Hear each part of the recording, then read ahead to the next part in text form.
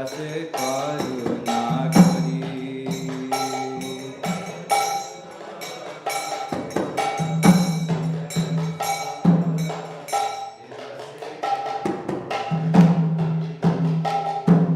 দিয়া পাদ ছায়া সদা হেয়া মায়া তোমার চরণ ধরি।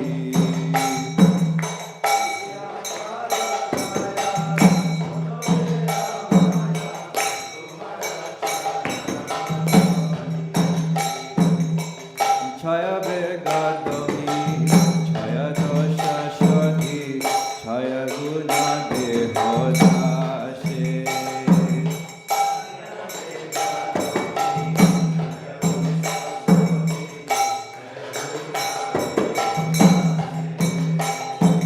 ছয় সত সঙ্গা দেহ হে আমারে বসেছি সঙ্গের আসে।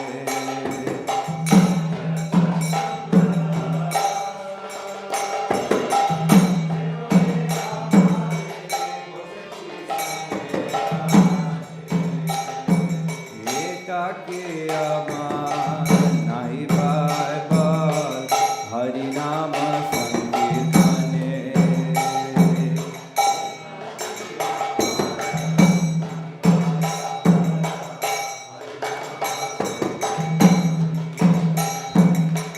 তুমি কৃপা করি সদা বিন্দু দিয়া দেহ কৃষ্ণ নাম ধনে।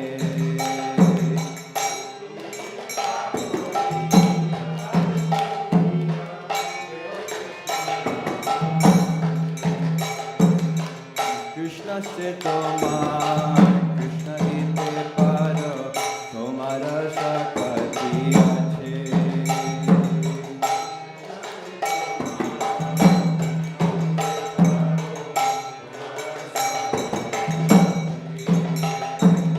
আমি তো কাঙ্গাল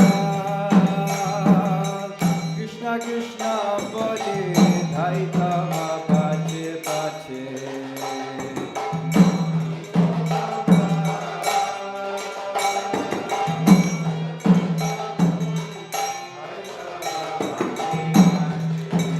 ওহে বৈষ্ণব ঠাকুর দয়ার সাগর রস করুণা করি।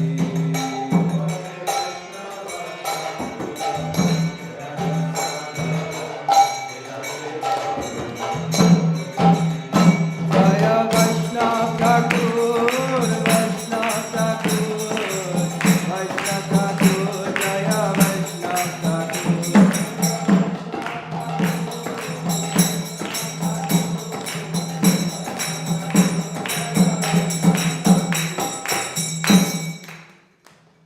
उज्ज्वल वरण गौरवर देहम विलसिता निरावधि भाव विदेहम।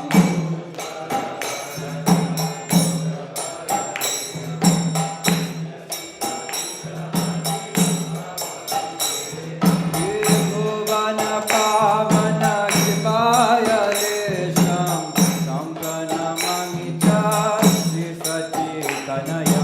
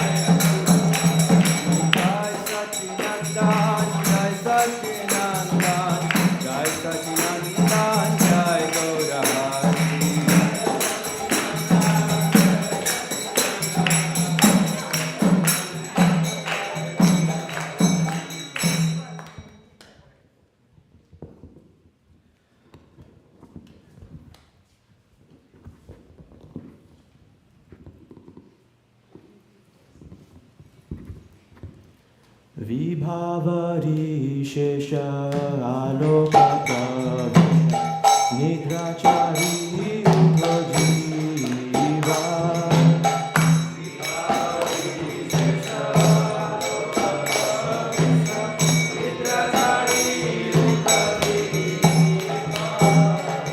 Bolo Hari Hari Mukunda Murari Rama Krishna Haya Viva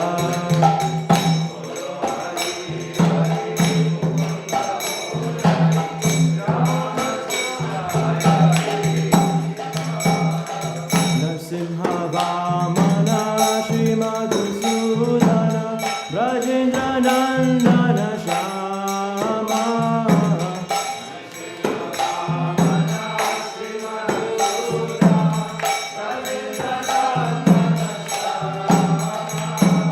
Bhutana Dhartana Kaishapa Shatana Jaya Dasharati Rama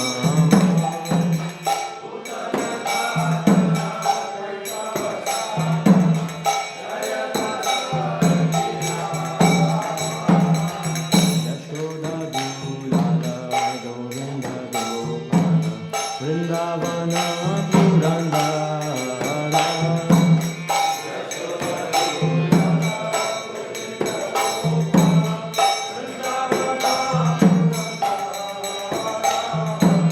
Gopi Priya Jana Radhika Ramana Bhuvana Sundara Bara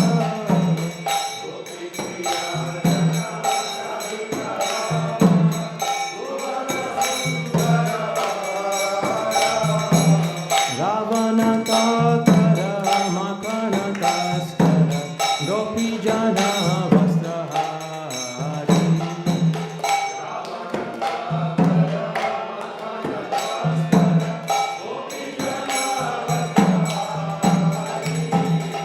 Brajera Rakala Gopa Vindapana Chittahari Bhanshidhari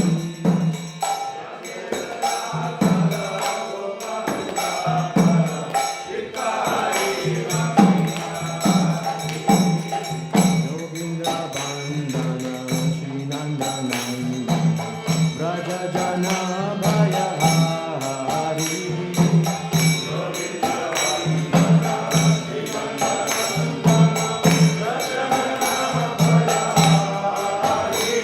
Navina Nirada Rupa Manohara Mohana Vamshi Bihari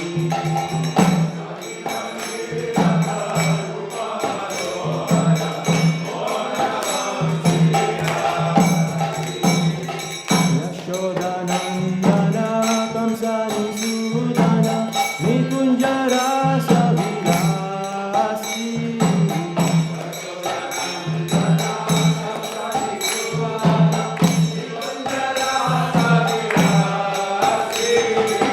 Kadamba Kanana Rasa Parayana Vrindavitina Nivasi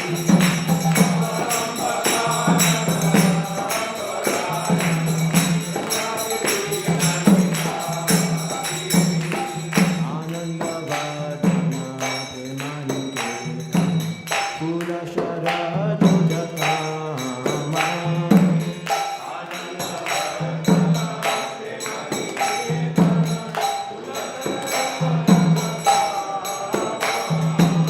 Gopangana Gana Chitta Vinodana Samasta Guna Gana Rama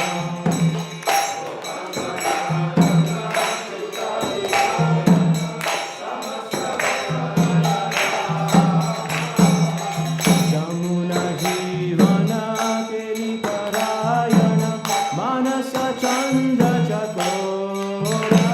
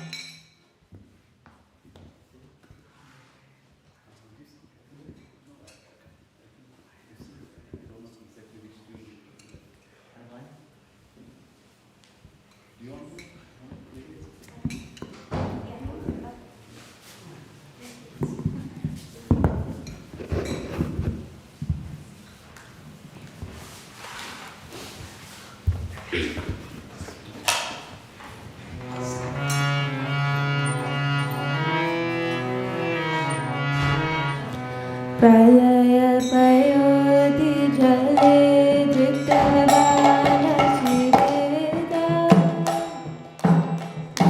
विहितवरित्र चरित्रमकेदा केशवरिता दीनशरीरा जय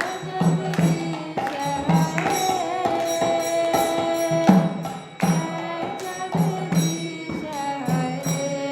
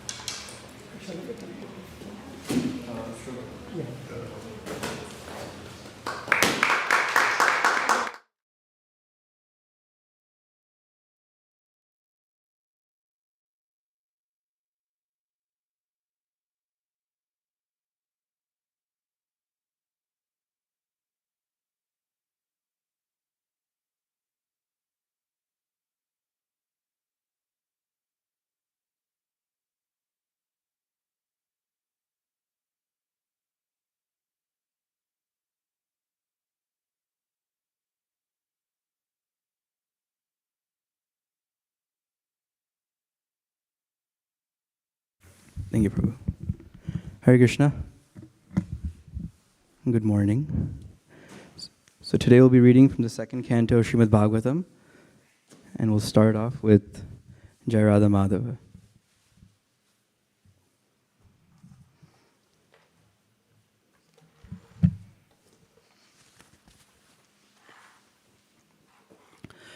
Jaya Radha Madhava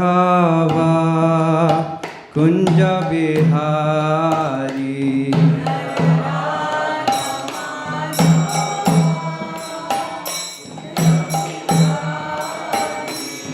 Jaya Radha Madhava Kunja Bihari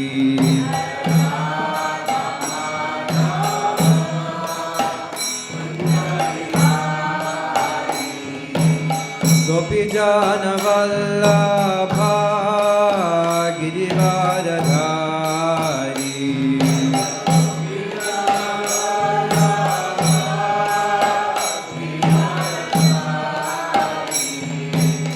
Gopi Jana Vallabha Girivardhari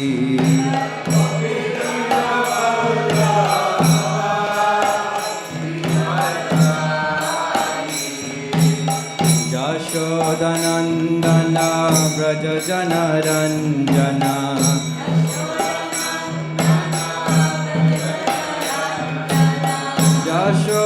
Yashodanandana Braja Jana Ranjana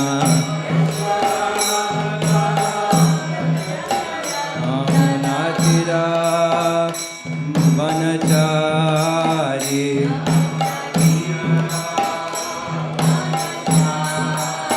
Jamunatira Vanachari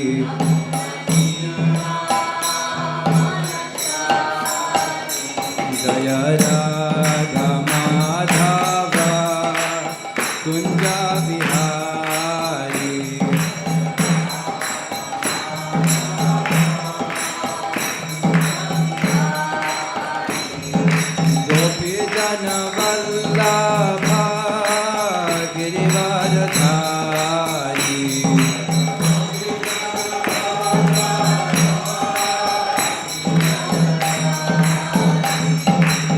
Yashodanandana Braja Janarandana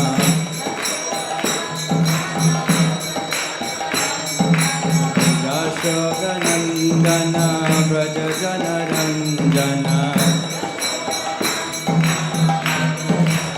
Jamuna Tira Vanachari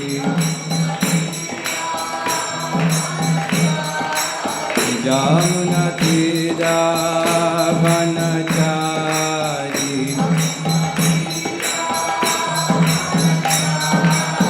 Jaya Radha Madhava Kunja Bihari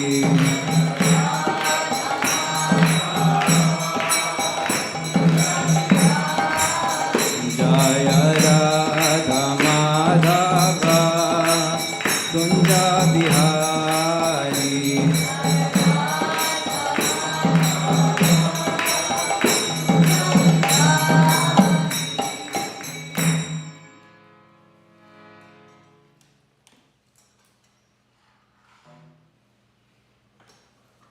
Om Namo Bhagavate Vasudevaya Om Namo Bhagavate Vasudevaya Om Namo Bhagavate Vasudevaya Om Namo Bhagavate Vasudevaya Om Namo Bhagavate Vasudevaya Narayanam Namaskritya Naram Chaiva Narottamam Devim Saraswatim Vyasam Tato Jayamudiraye. So today we'll be reading from Srimad Bhagavatam, Canto 2, Chapter 1, text number 23 and also 24. So this is the first conversation between Shukadeva Goswami and Parikshit Maharaj. Parikshit Maharaj was asked a question, what do I do at the end of my life? What is the best thing to do right now? And Shukadeva Goswami started off by answering that one should chant, one should perform devotional service and chant the holy name of the Lord and then gain love for him, and thus one should progress at the end of his life. But then Parikshit Maharaj, for the benefit of all of us, asked further. And what he asked was, can you describe in full detail how and where the mind has to be applied and how the conception can be fixed so that dirty things in a person's mind can be removed? This is the first follow-up question, you could say. Well, what is the first step in God realization, in understanding Krishna? How does one get started? How does one relieve their mind of all the different dirty things? And Shukadeva Goswami then answers in text number 23.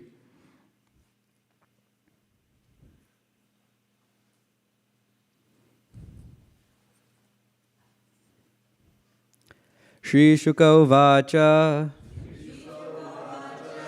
Jitasana Jitasvasho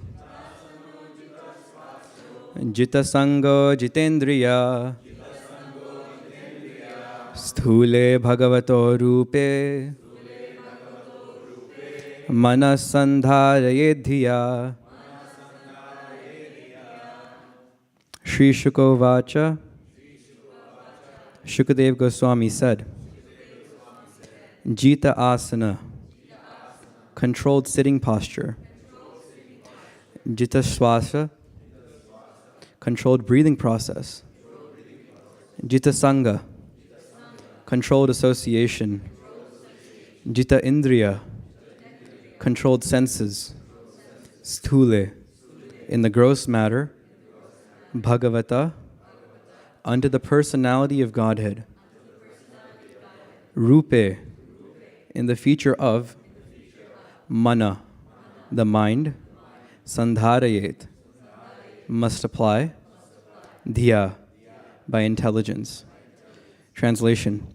Shukadeva Goswami answered, one should control the sitting posture, regulate the breathing process by the yogic pranayam, and thus control the mind and senses and with intelligence apply the mind to the gross potencies of the Lord, called the Virat Rupa.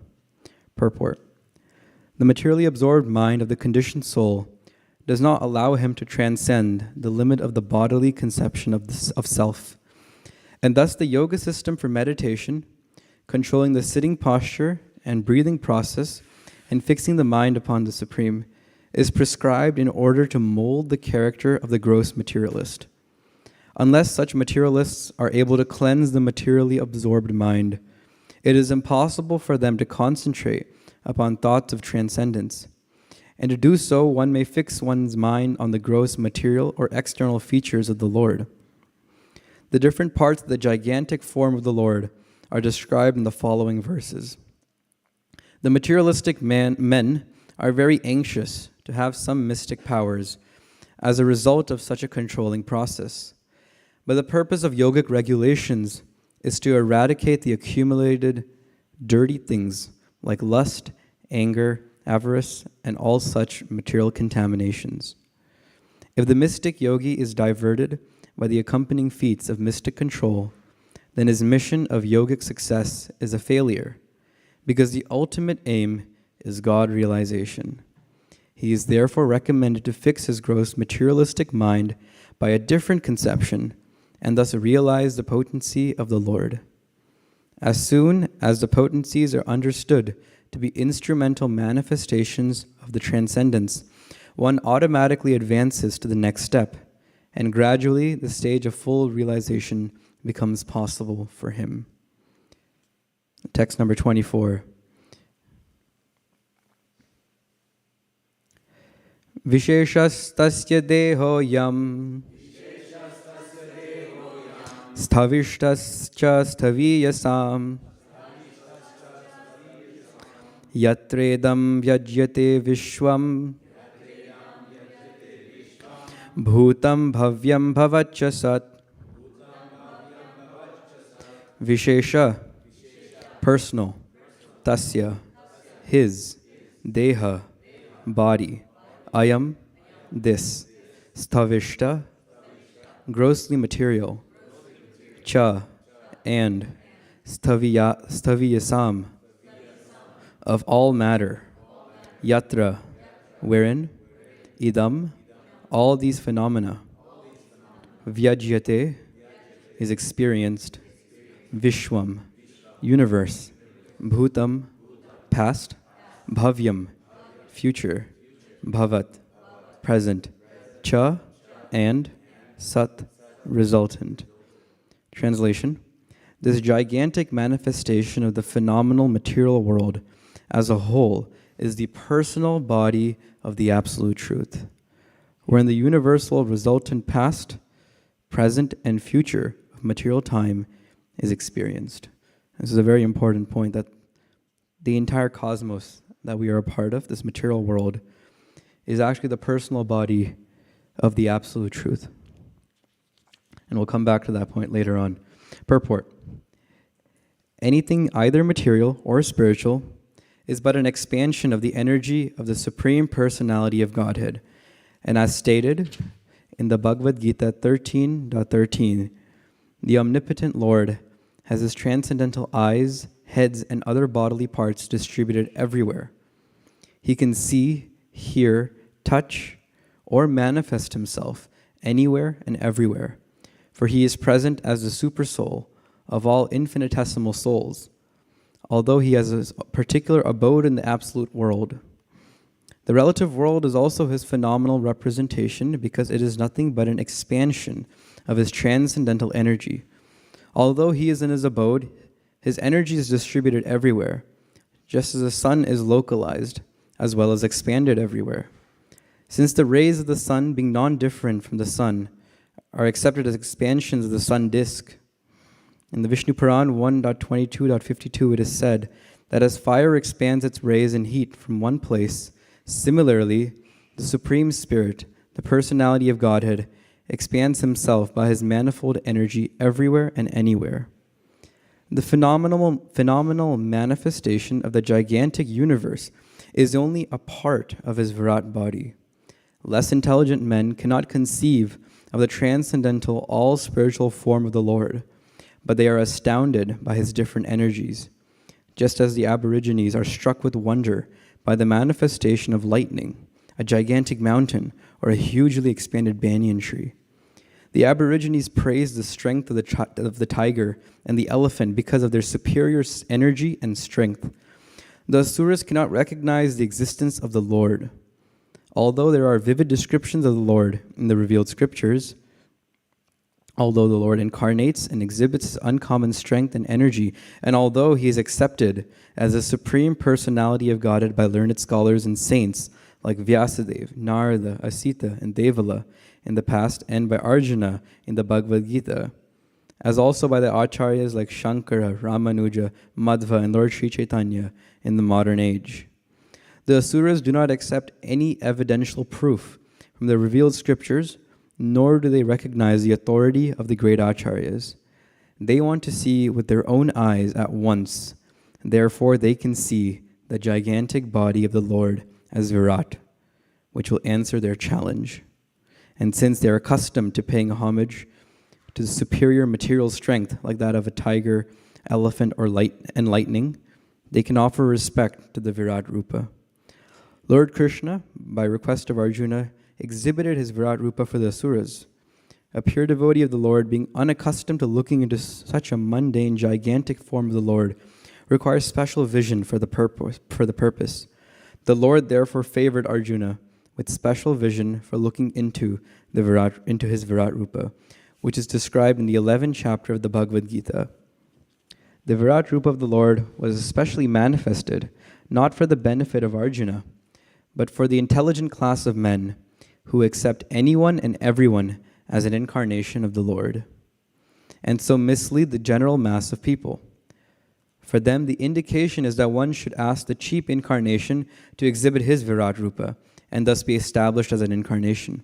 The Virat Rupa manifestation of the Lord is simultaneously a challenge to the atheist and a favor for the Asuras, who can think of the Lord as Virat, and thus gradually cleanse the dirty things from their hearts in order to become qualified to actually see the transcendental form of the Lord in the near future. This is a favor of the all-merciful Lord to the atheists and the gross materialists. Om Jnana Timirandhasya Jnananjana Shalakaya Chakshurun Militam Yena Tasmai Shri Gurave Namaha Shri Chaitanya Manobhishtam Sthapitam Yena Bhutale Swayam Rupa Kadamahyam Dadati Swapadantikam Vandeham Shri Guru Shri Yuta Padakamalam Shri Gurun Vaishnavamscha Shri Rupam Sagrajatam Sahagana Raghunathanvitam Tam Sajivam Sadvaitam Savadhutam Parijana Sahitam Krishna Chaitanya Devam Shri Radha Krishna Padan Sahagana Lalita Shri Vishakhanvitamscha He Krishna Karuna Sindho Dinabandho Jagatpate Gopesha Gopika Kanta Radha Kanta Namostute Tapta Kanchana Gaurangi Radhe Vrindavaneshwari Vrishabhanu Sute Devi Pranamami Hari Priye Vancha Kalpatarubhyascha Kripa Sindhubhya eva cha Patitanam Pavanebhyo Vaishnavebhyo Namo Namaha Jai Shri Krishna Chaitanya Prabhu Nityananda Shri Advaita Gadadhar Shrivasadi Gaura Bhaktavrinda Hare Krishna Krishna Krishna Hare Hare Hare Rama Rama Rama Hare Hare. Can I screen share?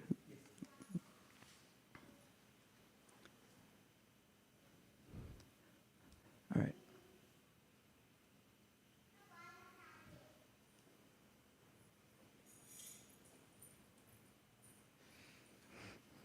So when we talk about the origins And particularly today, we're going to be talking about the Big Bang, cosmology in general, and also higher dimensional reality.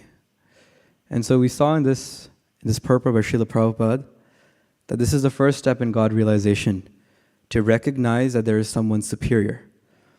And especially in the scientific world, that's not something that's very widely accepted. But scientists rather believe that matter is all, matter is everything, and that there's nothing superior to matter, and rather we're all matter. And that there is no creator, it all happened on its own.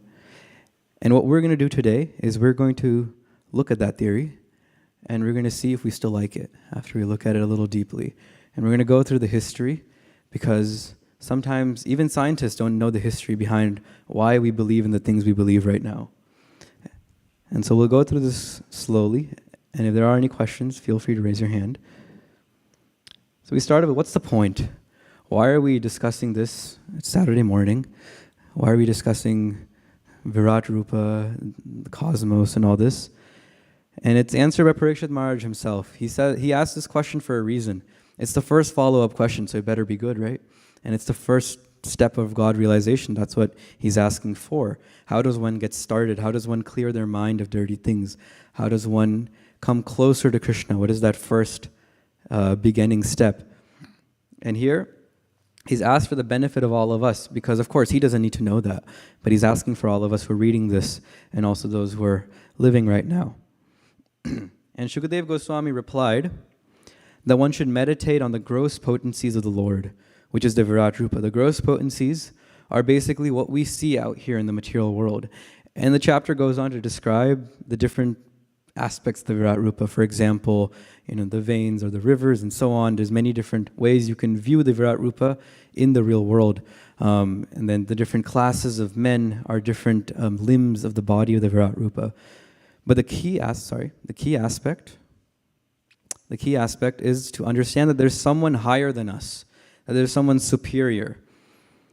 First of all, you have to look. You're not the body, which means that what you are is really a mystery. You're beyond something that you know anything of. You're beyond matter. And so wouldn't you want to understand the basis of that mystery, where that comes from?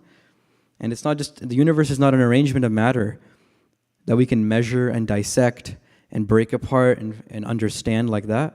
But it's coming from a higher intelligence, and that higher intelligence is Krishna. And that is totally beyond our spectrum of knowledge. And so wouldn't it be better to approach that intelligence and somehow find out what that intelligence has to say about the universe and what it has to say about us? Doesn't that make sense? That we should go to this person? And so this is the idea. So once we start understanding that there's someone higher than us, that there's someone who is our source, then we can think about going to that source and learning more about ourselves and also the entire world around us. The point of this is to bring someone to higher intelligence and to bring someone to the point of surrender, where they can understand that I need to surrender to this supreme being, and that is how I'm going to understand who I am and who he is and what this world is. And Srila Prabhupada has said this quote, a little hard to read maybe, but what he said is, so we have to challenge, protest, defeat. This will be our work. Our worshipping of Krishna, that is our internal affair. The external affair will be to establish this theory meaning the theory of Krishna consciousness, the theory of Vedic science. Otherwise, they will be misleading the society. And this is not just about how the world works. It's not about, is physics correct or something like that. It's about what we just discussed, that it's about bringing people closer to God, bringing people closer to Krishna, and that point of surrender. And that first step, as said by Shukadev Goswami, is to first realize that there is these gross potencies that come from a supreme source. And what Prabhupada really mentions a lot is to argue, to protest, to challenge. What does that mean? Only in mathematics has this concept of proof by argument come about, where with a series of logical arguments, you can imply a conclusion based on some premise. So given that A is true, with some logical steps, you can say that B is true, and it's mathematical proof. However, this doesn't work as well in the physical world, because where do you start? You can go backwards in your proof. If you assume something in this world, then someone can say, why do you assume that? How do you know that's true always? And there's so many different questions you can ask, and you can keep going backwards in that. And that's called nihilism, or nihilism, which is extreme skepticism and cynicism where nothing has any basis. But this is extremely exhausting, extremely impractical. Every scientist wants to be someone like that, but they can't, because that's not how our brain works. We need to believe something. And so they build their arguments and truths based on their so-called axioms that they generate. And these are in flux, that we will see how these are in flux, how they're constantly changing, and how they're really based on speculation. And this idea of using mathematics to explain nature is actually a recent phenomenon. It's not always happened. There are certain things that we've always tried to explain with mathematics, for example, geometry, because that makes sense. Of course, you need mathematics for that. Even planetary orbits have been always thought about in the realm of mathematics. But in terms of, for example, all of physics, chemistry, biology, these used to be descriptive sciences before. They used to be things that people would try things out, and they would see what happens, and that would be it. For example, with biology, they would see how a plant grows, and they'll see what happens when you breed it in a certain way. But it'd be very descriptive. You write it all down. There was no quantification of any metrics and so on. But mathematics has come in very recently, and we'll see how that has come in, actually. We also know that argument is not perfect. So our goal here is not to prove that God exists or that science is wrong. That's not our goal, because you can't do that. We accept that ourselves. Anuman, which is the form of logic, is not what we support. We say that it can't do everything. It's not complete. Rather, our goal is to convince with reasonable arguments. We speak in the language of these scientists. We speak in the language of modern society right now, which is in the form of argument. And what we want to do is we want to convince them to consider the Vedas, to show that this is a plausible possibility. This can happen. God can exist. And if it is a logical possibility, that opens up a lot for us. And why would you not want to take advantage of that? So that is our goal with this presentation. So the roadmap for today is we're going to start off with principles for scientific theories. Then we're going to go into the history of modern theories on origins. Then we're going to go talk about the Big Bang model, the theory of evolution, Vedic origins, and cosmology. And then the most important part of today, which is higher dimensional reality, which is where we talk about Krishna. We talk about God and how one can reason that God can exist. And then at the end, we'll talk about Srimad Bhagavatam, which is related to God realization. What are the next steps for someone once they reach that stage?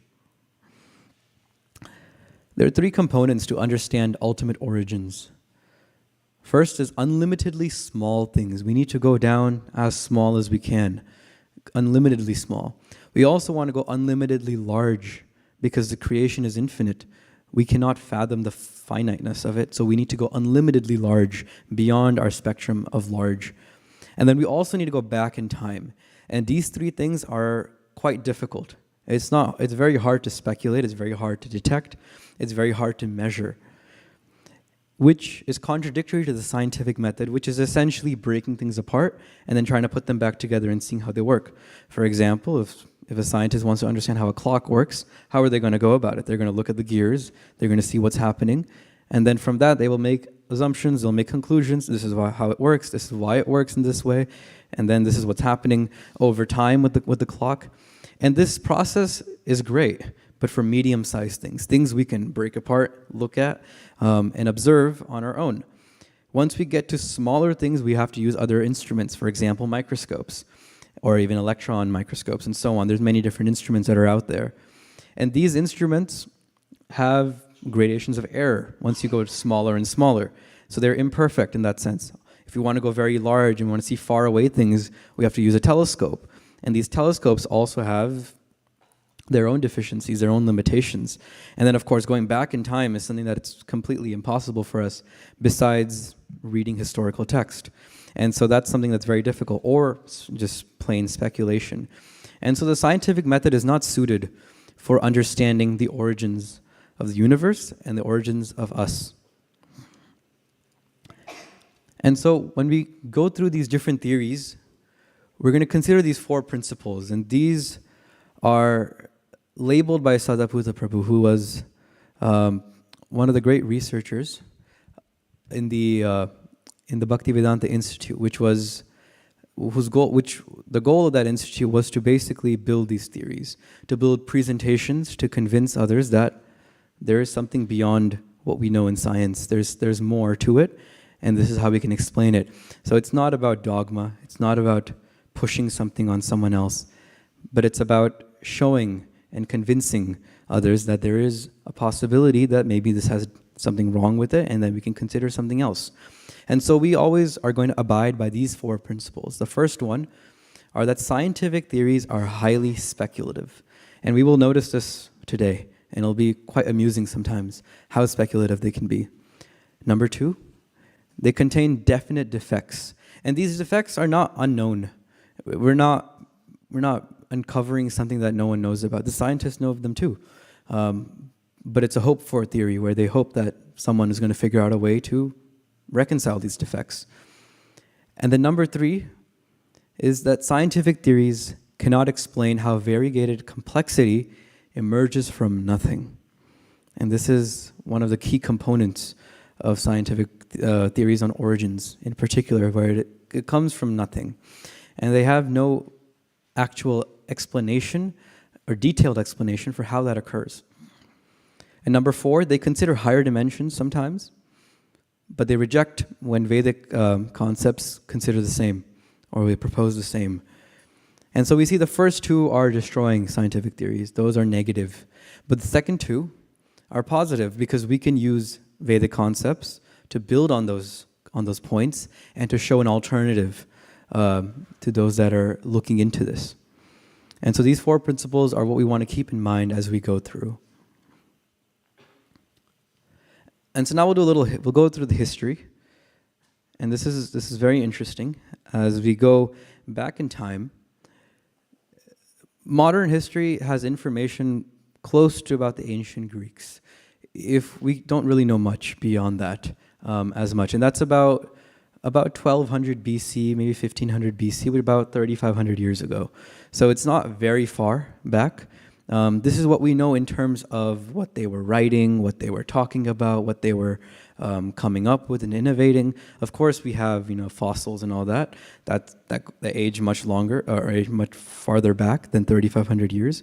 But this is the amount of information that we have, and it goes back to about this time in modern history. And it starts off with the Greeks and the Vikings. And so what they believed in terms of how the universe looked and how the origins of their lives came about was the universe was contained in a shell. So the Greeks believed that the universe was contained in a shell, that the earth was at the center. This is called geocentric, and the planets would move around the earth. And then there was a mountain called Mount Olympus, which is considered the great universal mountain, kind of like our Mount Meru. And they placed this mountain in Greece because they're Greeks. They like Greece. And on top of that mountain, they believed that the gods would reside. And similar to our concept of Mount Meru, where atop which Lord Brahma and all the demigods reside as well. And so it's very similar to our Vedic concepts. And of course, there are many different theories and hypotheses that it may have even come from Vedic civilization, that these theories were transported in that way. And the ancient Greeks, like Aristotle, had taught that there is a gross matter that is out there. There's a gross matter on Earth, but then beyond the moon, into space, there's celestial matter, where everything is perfect, everything is eternal. Similar to our concept of heaven, but we don't consider it eternal. It's very long. It takes a lot. You have very long lives there, but it's not eternal. And so it's a very similar concept to what we say in the Puranas. And then the Vikings also had similar ideas as the Greeks, and this was around the same time. They had a central island with a ring-shaped ocean around it. And at the center of that island was the mountain called Asgard, upon which Thor resided. Many different gods dwelled in that place. So it's very similar. So it starts off around here. This is the early conceptions we have of what the universe looks like in terms of what the Greeks thought. And then in this time of the ancient Greeks, Euclid was there. And Euclid was a mathematician. In particular, he introduced, or rather, he built this science of geometry. And it was never used to understand nature at that time. It was used as a practical tool for building things, for measuring things, for aligning things, and so on. And he introduced, the treatise on geometry with many different theorems as we still use right now. And later on, during the Renaissance, his investigations would spark a different mentality where they would start applying these findings of geometry into nature. But initially, during the time of the ancient Greeks, geometry was separate. It wasn't used to apply to nature. They had different theories and philosophies for that. Rather, geometry was just used to explain geometric things, to build buildings, and to measure things. And then after the Greeks came the Romans. And the Romans were not so interested in science. They were not so inquisitive. They were more engaged in politics. They didn't really care for astronomical investigations. And then everyone became Christian at a certain point in this age. And so no one was really thinking about astronomy. No one was delving into these different texts from the Greeks or building their own. And the Christians basically used similar models as the Greeks, and they just populated the different planets with their angels. And what they said is, beyond the shell of this universe, there's God, there's the kingdom of God, which is also similar to our Vedic conception. And during the Romans, the Arabs were also around, and they kept the writings of the Greeks, the Greek philosophers, the Greek mathematicians, and it was a small proportion of what actually existed. A lot of it was lost, but what they did keep, whatever they have kept, we have access to right now. But no one else in Europe was doing this at that time. It was only the Arabs who were taking care of preserving this literature and also studying that literature and keeping it for the next generations. And then during the Renaissance, this is where things get a little interesting. This is where there's a big shift in the mindset regarding how we look at science, how we look at mathematics, and how we think about nature and the universe. And this is a time in Europe when everyone took a lot of interest in art and science. There's many different innovators that came out during this time, like Leonardo da Vinci, and Copernicus, Galileo, and so on. There's many different scientists and philosophers that were very interested in looking into things beyond just politics, beyond their daily lives. They wanted to understand more about the world. And this mainly started in Italy, and then it got exported to the rest of Europe. And the key idea or the key change that they introduced was to explain nature with geometry. And this was something that wasn't done before. And it made things very interesting because now you have rules that are mathematical and you need to write things by proof. And so all these different concepts came into being. And that influenced how people thought in future centuries and also right now, because we try to model everything as a mathematical model because we believe that there's some mathematics behind everything. And this really started in this period. And Copernicus came, and this is where our universal model had our first shift that we know of, where he switched it from being Earth-centric, or rather geocentric, where all the planets go around the Earth. He switched it to heliocentric, which means everything goes around the sun. And he revived this model, and that all the planets orbit around the sun.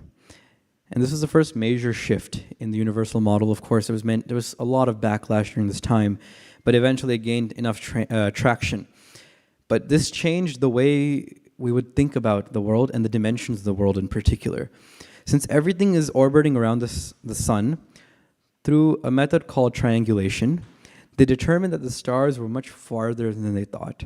And so the way one determines the distance to other planets is that someone will stand, let's say, here in San Jose or Mountain View, and someone else might stand in like Los Angeles. We know the distance between the two cities, and we can measure the angle to the moon at the same time. And we can record that angle, and then we can use trigonometry to determine the distance from us to the moon. But the thing is, you need to be able to record that angle, and that angle can be very tiny if the distance is not very large.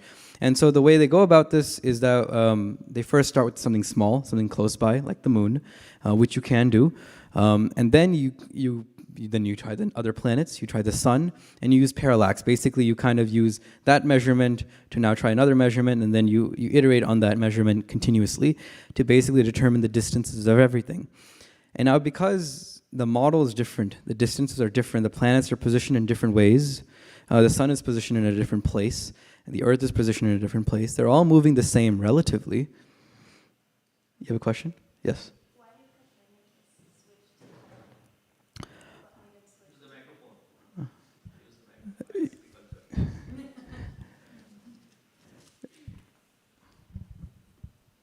Why did Copernicus switch to the heliocentric model? What made him interested in that?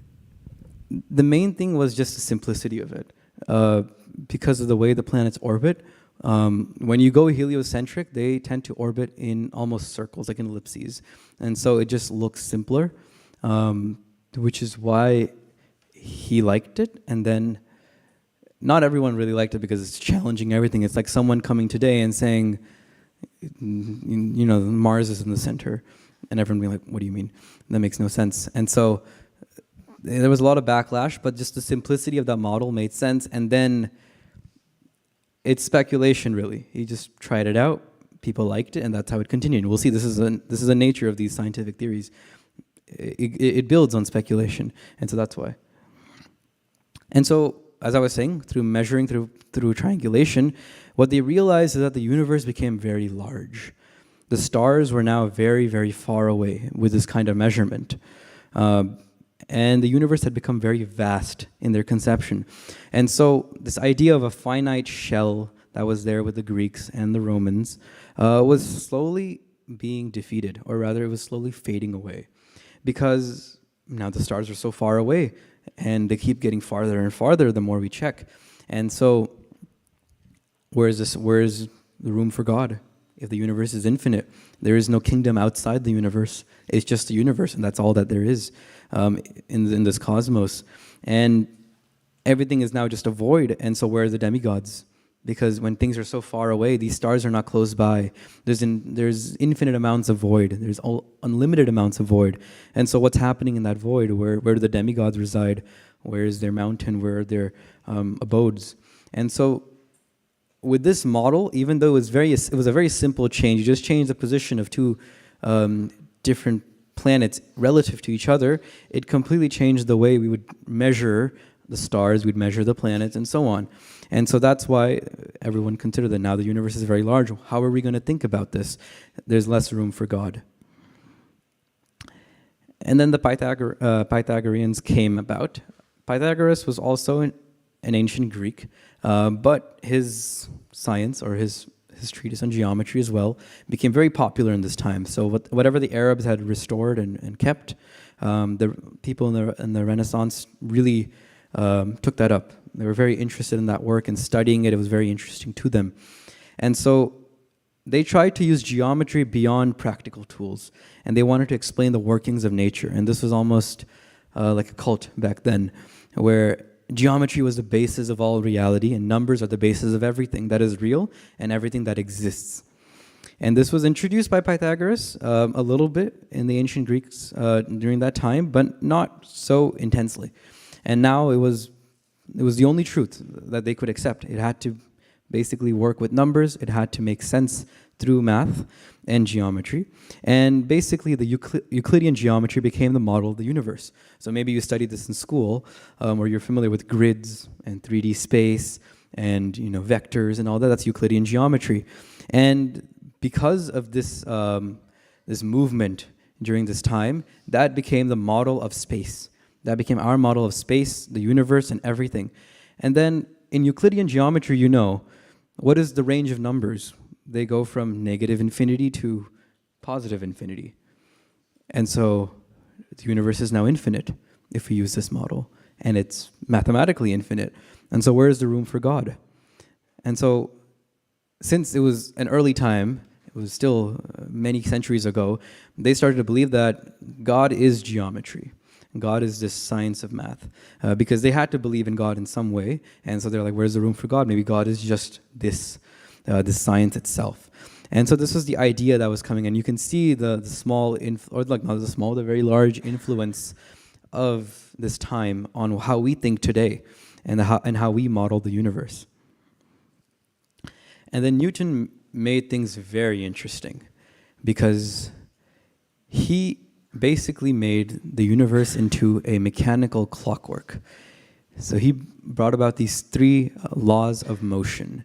And essentially, he took up this conception of space, this Euclidean geometry, where things are infinite, things have certain dimensions, and they work in straight lines and so on.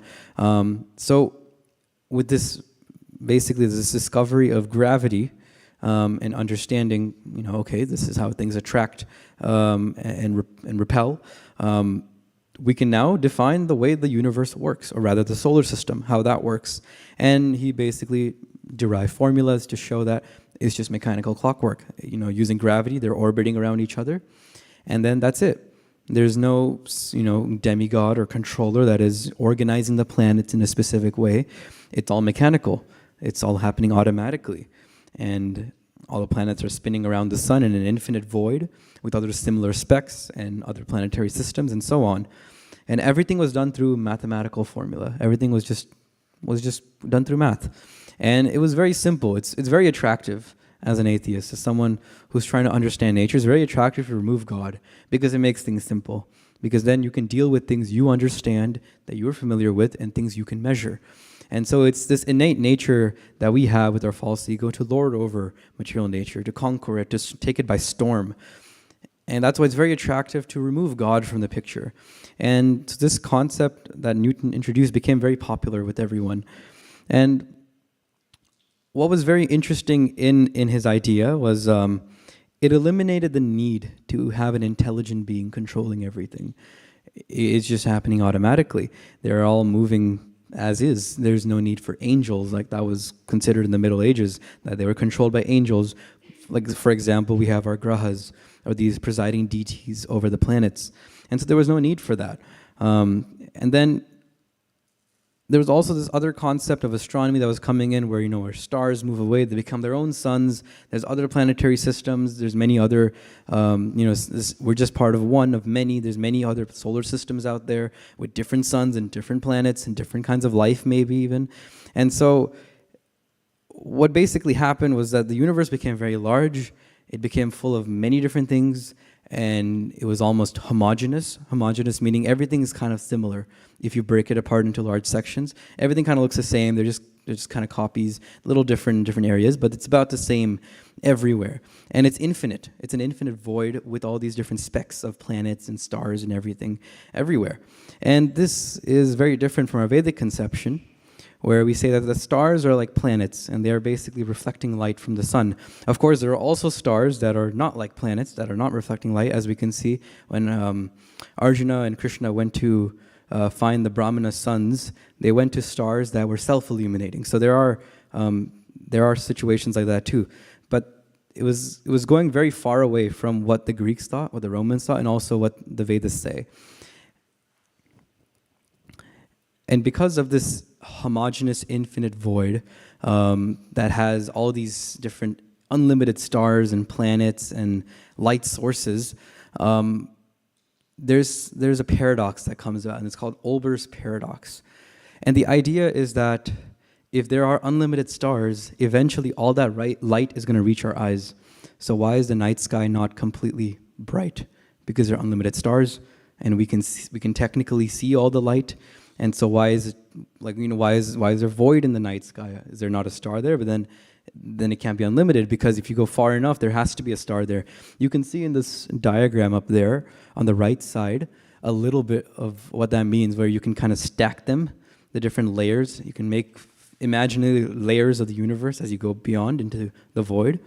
And you can say if it's homogeneous, that means there's an average number of stars in each of these boxes.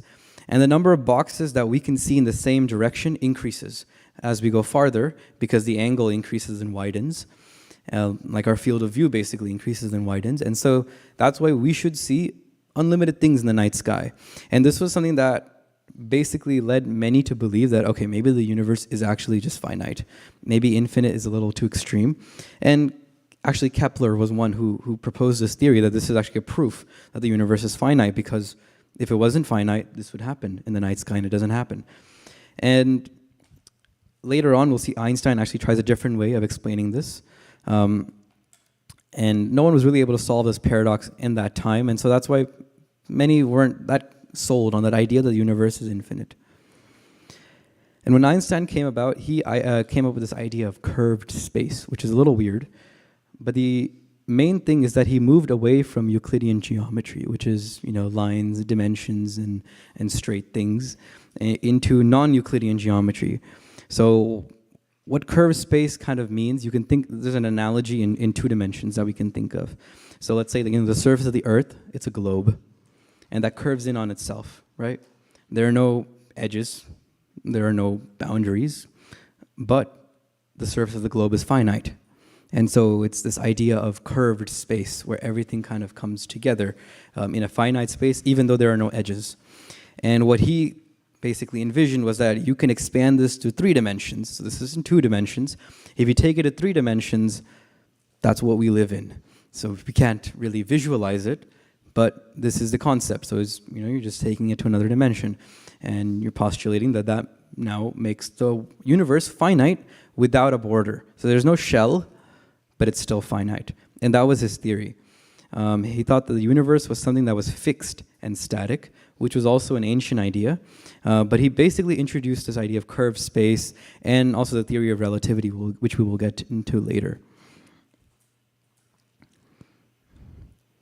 And during that time, in Mount Palomar, or not during that time, rather a little later, in the 1920s or 30s, I believe, in Mount Palomar, which is near San Diego in Southern California, Hubble, who is now naming the Hubble telescope, was a great astronomer, or a renowned astronomer at that time, and he was doing research in regards to what's happening in the universe. And what he noticed was that the stars and galaxies that he was observing were moving away.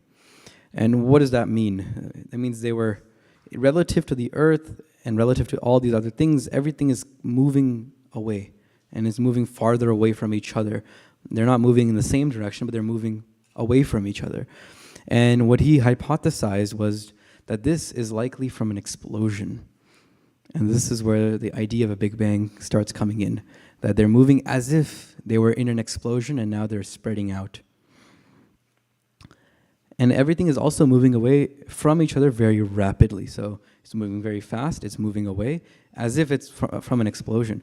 And then Friedman, which is another scientist, considered this in Einstein's model of the universe. He tried to think about this in his model and said, okay, can we explain it? If it is expanding now, that means it must have been contracting before. So if you go back in time, it keeps contracting. And in Einstein's model, everything is in points. That means if I push this mic, I'm not pushing a unit. I'm pushing this point right here, and then that's pushing the next point, and the next point, and the next point, and all the way to the end point, and then all of them are moving. But we just can't see that. We can't recognize that. And that all these points, anything, either physical or non-physical, has a max speed of the speed of light. So everything can only move at that speed maximum. And so this was Einstein's idea. And what Friedman thought that if we're contracting, if our universe was contracting back in time, eventually it's going to lead back to one single point. And that's just one point. It's not a circle, it's not a tiny area, it's just one infinitesimal point. And then if we squish all this matter that we have, of course, it has to be contained in that point, right? Or where does it come from? Conservation of energy, conservation of matter, and so on, of mass, rather. That we can't lose things willy-nilly. Things don't just appear willy-nilly either. They have to come from something. They have to always be there. And so this point is very dense because it contains all the matter of our universe. And so when we crush things together like that, what happens? Things become hot. They get reactive and a little explosive. And so this point must have been very dense, very, very hot. And then this exploded. And the explosion involved intense heat, and everything was in the form of particles bouncing against each other. And then that eventually, over time, over billions of years, became what we are experiencing today, into many galaxies, into planets, into stars, and so on. And the main idea here is that everything goes down to a point, and this is what Friedman established in Einstein's model. And then there are many questions that come with this, of course. This is all speculation, as we can see from here. Nothing is based on fact or proof, and not even by observation. where they're just trying to explain the universe in mathematical terms, and whatever theory comes up and that works, they use it and they go with it. And the basic question that comes about this is, why should a point generate all this? How can we all just come from one point? How is that reasonable? Why does that make sense? And usually this is, at least right now, it's snubbed with statements like, oh, this is beyond the realm of science, which doesn't make sense, because if you're trying to explain everything, you should explain this. This is the realm of metaphysics, which is also a baseless point, because if you're going into metaphysics now, then what is metaphysics? And then what do you consider in metaphysics? Is there something beyond matter? And they usually won't say that there is much beyond matter. And then the best response is, well, I won't speculate about that, even though they've speculated all the way till this point. And initially, this theory was not widely accepted. No one really cared for it because it doesn't make sense. Where is the proof? Well, we just saw galaxies are moving far away, and then supposedly in Einstein's model, it works out to become a point, and that had an explosion, and that's what made us who we are and made our entire cosmos. So it was very speculative at that time as well. People didn't really accept it. They thought about it, but they didn't really accept it as truth. Until in the 60s, Penzias and Wilson came about. And what they were doing is that they were in Bell Labs in New Jersey, and they had this radio telescope that they were directing into space, into various directions in the sky, and they were detecting the waves coming in and what was going on. And what they picked up was a dim hissing sound, which meant that there was some level of radiation that was everywhere. And they pointed their telescope to different areas of the sky, and the same hissing sound was there. And so they thought, okay, well, maybe our instruments are broken. So they checked that. They weren't broken. And they again tried this, and they saw that everywhere they're just seeing low-level radiation. And they couldn't identify the source of it because it was coming from every direction. Every place they pointed their telescope to, they would see this radiation. It kind of looks like this. This is a visual description of it. And so they concluded that this wasn't from stars or planets or light or anything like that. This was almost from the void. And when people were saying that the universe came from a big bang, from a point, they thought that this is proof. From that explosion, lots of radiation must have happened, and that radiation dimmed over time and faded out, but we can still detect it at a small level today everywhere, because it's that radiation that permeates all around us. And so as the universe expanded from this Big Bang, this radiation gradually became dimmer and dimmer. And so they speculated that this is the same radiation from that Big Bang explosion, with just a very low intensity, and it's coming from all directions. And so this was considered the proof. The Big Bang is real, because this proves it, because there's radiation everywhere. It doesn't necessarily prove it or sufficiently prove it. It just shows that it works together, kind of. And so, as it usually happens with science, everyone got on the scientific bandwagon. And everyone believed that this is true. This makes sense, okay? Now we have an idea of how the universe came about. This is the first time that we have an idea of how the universe generated just through matter, without God, without life or consciousness or anything outside of matter. We can say that this is how the universe was created. This is the origin. And then this is the proof that we've generated. Einstein model is true. Radiation is true.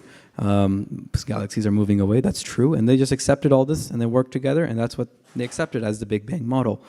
And right now, it's basically taken as gospel truth. You can't say anything about the Big Bang, especially in scientific institutions or discussions, because no one's going to question it. It's become basically truth.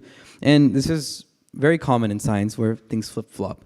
One theory will be established as a truth, and then another theory will be accepted as the next truth, and then everyone flip-flops and like, oh, we understand this more.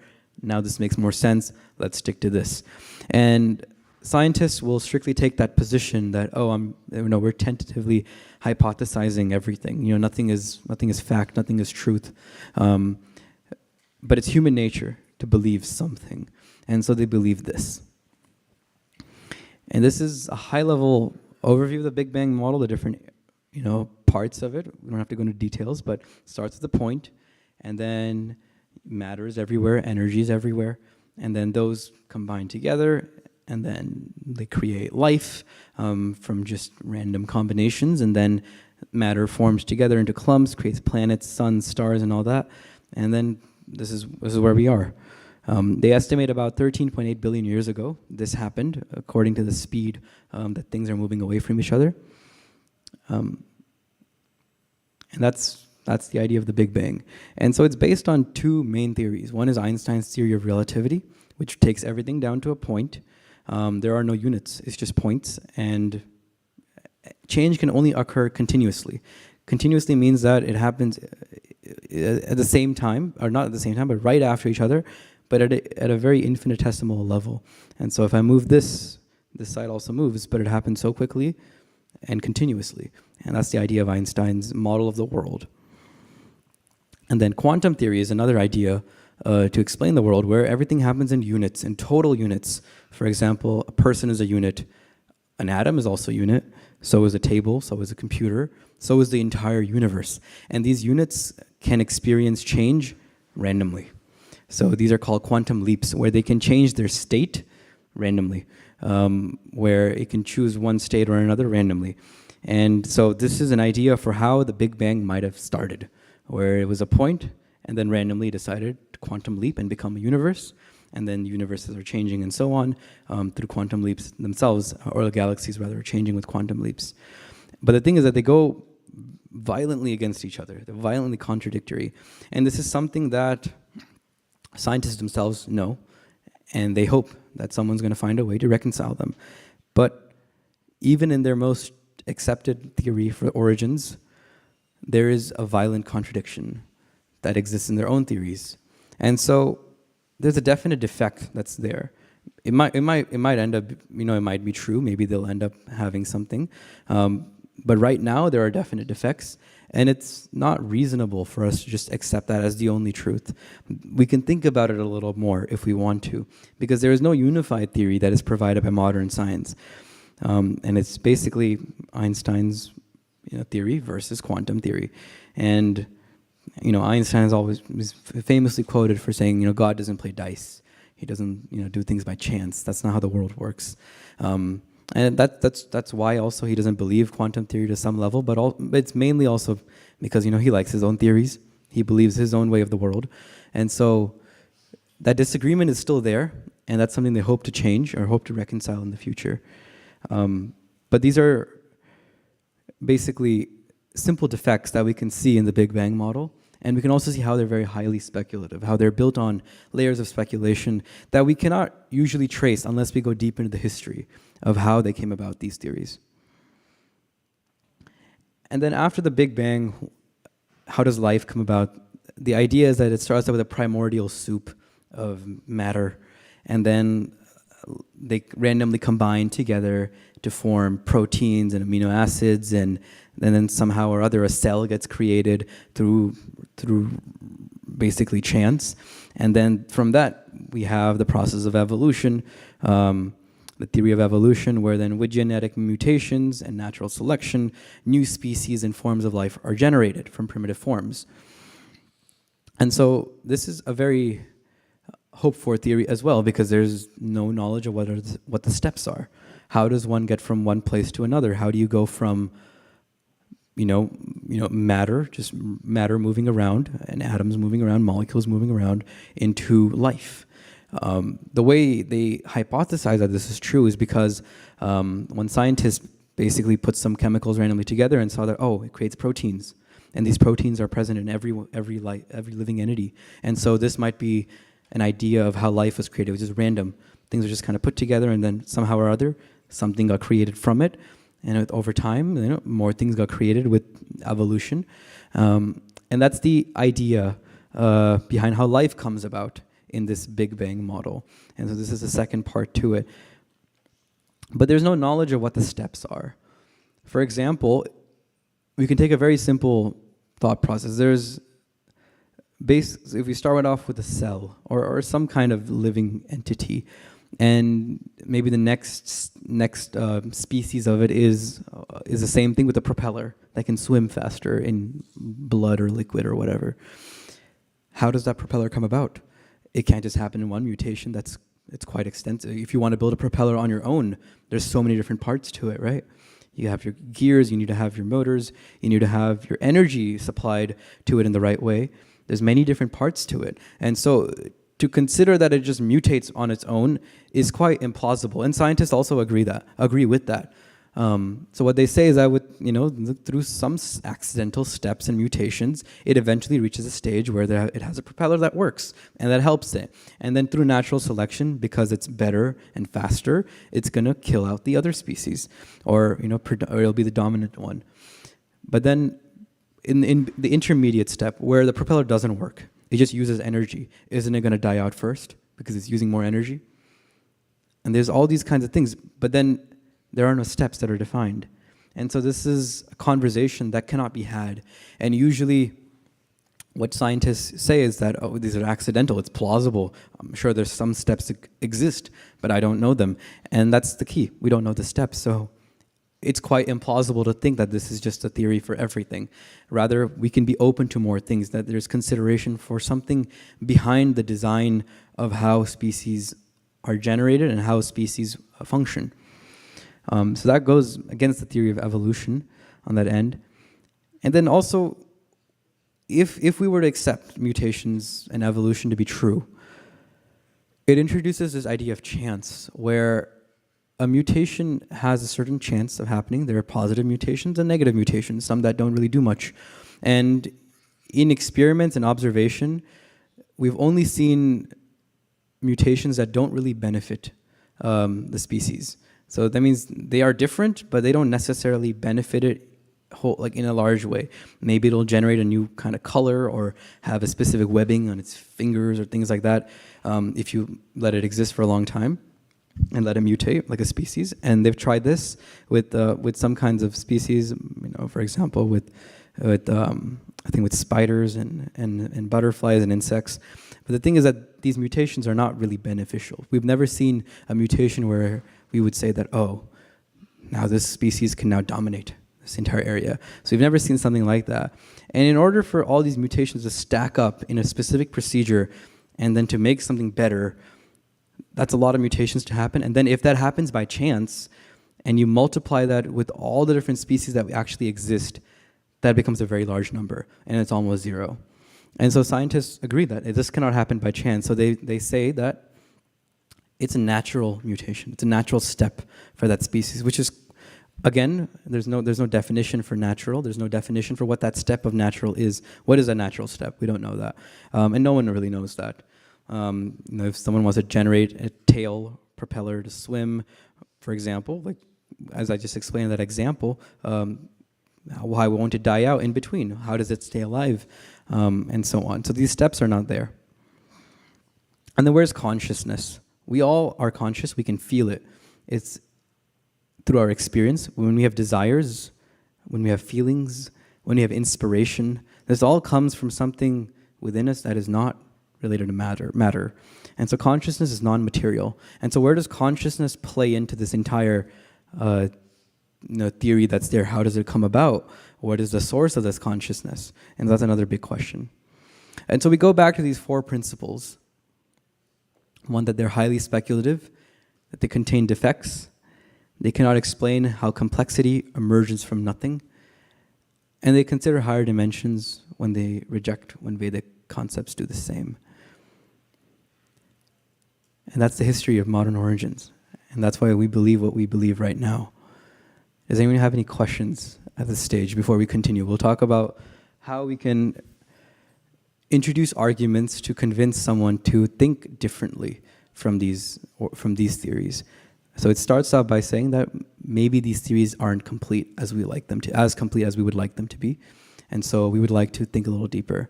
And so that's what we'll do next. But does anyone have any questions at this stage before we continue? Yes.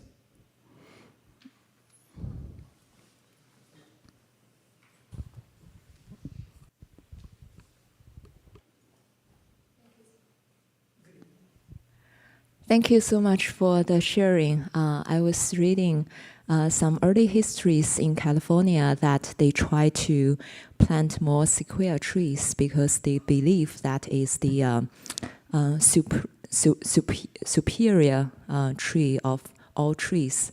And I see this kind of science, the eugenicist, was used in a very dangerous way. And I think your theory just remind me, like, if we have this belief that something is superior or belief, like, it's going to be dominated because of its supremacy, and that break the natural balance of the system. And we have seen this happened many times in history. When you introduce what you believe is supreme, it could be very dangerous when the balance is broken. So I just want to share that, and thanks so much for the sharing.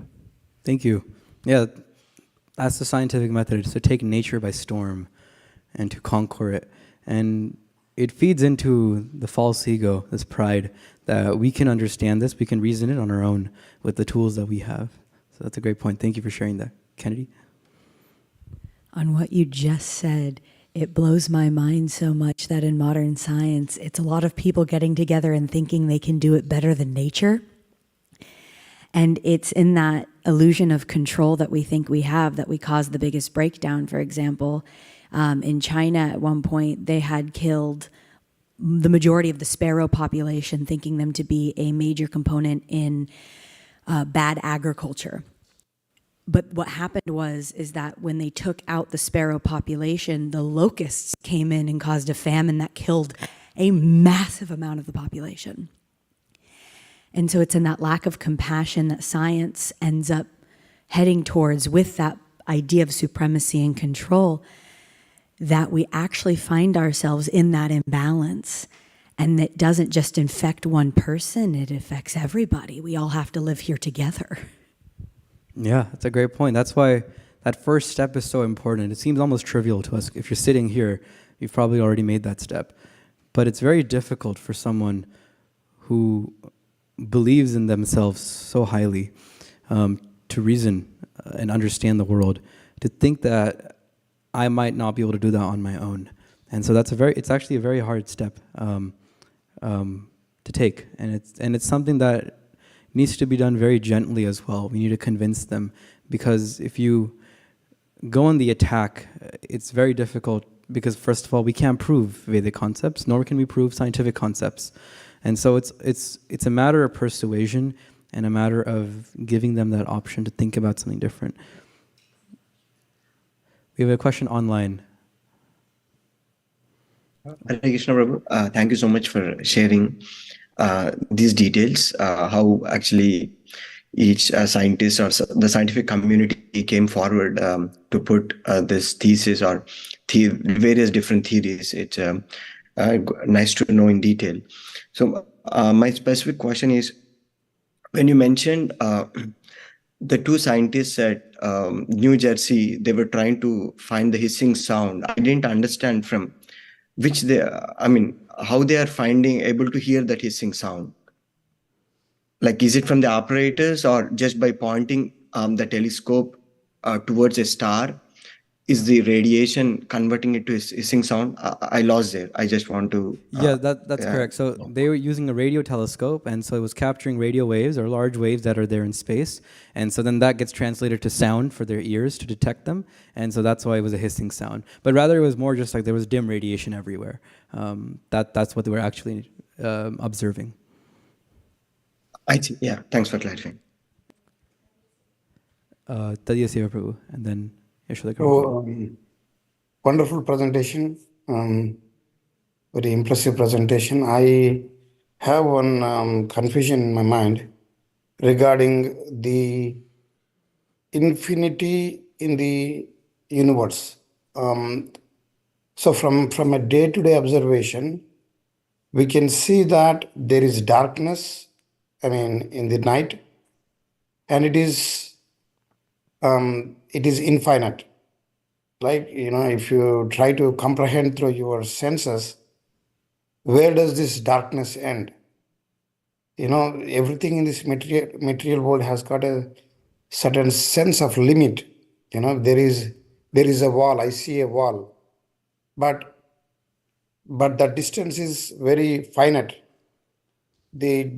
And so when we see darkness, so is that what is the understanding? Is that infinite or is that finite? If it is infinite,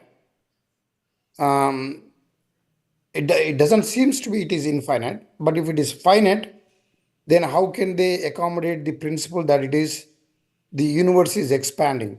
I mean, the Big Bang theory says it exploded at one point of time, and the universe is exploding with a very great force, and we don't know where it is going, and therefore, it's there is a kind of confusion in my mind whether it is finite or infinite, and what is beyond there? It doesn't seem to be there is infinite. If it is infinite, then there shouldn't be darkness. So there is still some elements which are very, this modern science, I mean, nothing can explain it with a definite conclusion. So what modern scientists say is that first there's Einstein's model, which says we're in 3D curved space. So that means it's like how the surface of the globe has no edge or no boundary or shell, but it's finite still.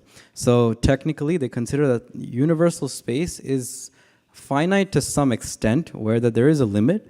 The reason we can see darkness though is because of something called redshift, or this is their theory for how it works. And the essential idea behind it is that light almost becomes too dim for us to anyway see. So the idea is that light very far away cannot be seen by our naked eye. And so that's what they go by in terms of explaining darkness right now. Okay, Prabhu. So is the current understanding is that the universe is infinite or finite? There are both understandings are still quite present right now. Some say it's finite without boundary, which can give the impression that it's infinite, and some say it's truly infinite as well. And so there are disagreements on that end as well. Krishna. Thank you. Yashoda Kripa Prabhu, last question before we continue. Hare Krishna Prabhu, thank you for the wonderful class and walking us through the history of evolution of science. So I don't have a question, but actually a reflection, if I may. I was thinking of one thing you mentioned, people like to be led into believing something. People in general, they just like to believe in something. And that has been possibly a fundamental behind all of these different theories over the time. So I was thinking of Manushanam Sahastreshu Kashati Siddhai, right? Out when he says Sahastreshu means out of thousands of men. So 1,000 means 99.9% people. 1 out of 1,000. Out of 1 out of thousands of people, you keep on at 99.999%. Which means, by definition of Bhagavad Gita, majority of people are actually not at that level of finding something better or higher than their day-to-day life. That's premise. Right. After this premise, now who are these people? Euclid, Copernicus, Einstein, Feynman, Hubble, everybody. They are 1 out of those 1,000 and those thousands who are striving and trying to find something beyond the day-to-day life. So which means theories and the knowledge they establish makes people believe something, people like to let into believing something. Now, which by definition means that what we are trying to establish as the Vedic cosmology, Vedic science, doesn't actually need to go into that level of detail, right? And the easiest method is to just, you mentioned pursuance, it's about pursuance, right? Keep pursuing people, like distributing books, kirtan, prasadam, basic fundamentals, because people in general are not ready to believing into either these things or the cosmology of Vedic knowledge, right? So it's not that really hard to establish this principle, first of all.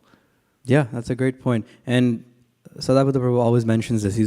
He's whenever he gets asked, so what is your model of the universe? And he always says, we don't have a presentation for that yet. Because it is hard for us to understand ourselves what the Vedic concepts are. But there are many parallels that we can compute and measure and show that the Vedas had descriptions that relate to the same measurements and descriptions that are there in modern science. So that's some nice evidence to show that there's reason to believe it. But the main idea that we want to show is that it's not about showing that we have a model that explains it better than you. The idea is to show that question what you're believing and think that maybe there's something else, and then we'll go from there. Abhay, last question. One of my questions, I have two questions. The first one is, how would you respond to the God of the gaps fallacy, where, like, if you did this lecture before Newton, you could say that, oh, God, there's no scientific explanation for how planets are attracted together because there's no gravity or the concept of gravity. So it's like, as science progresses, the proof, or not the proof, the reason for God existing, it lessens. So how would you respond to, like, a scientist saying, we just don't have the answers now, but looking back at history, because the way science progresses, we're assuming that eventually, after some 1,000 years or whatever, we'll have enough answers to respond to all of these claims? They can conclude that, but if they're willing to hope for that, they can also hope for God. And the other one was, you could also say that, like, for example, the planets expanding, or like everything expanding away from each other, which means that they're all contracting back and everything, and that's how Big Bang. Science at least has like an explanation for why planets are expanding and things like that.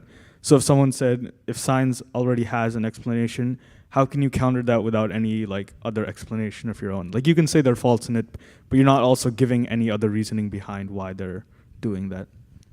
Our goal is not to give an alternative right now. Our goal is to just show that there are definite effects.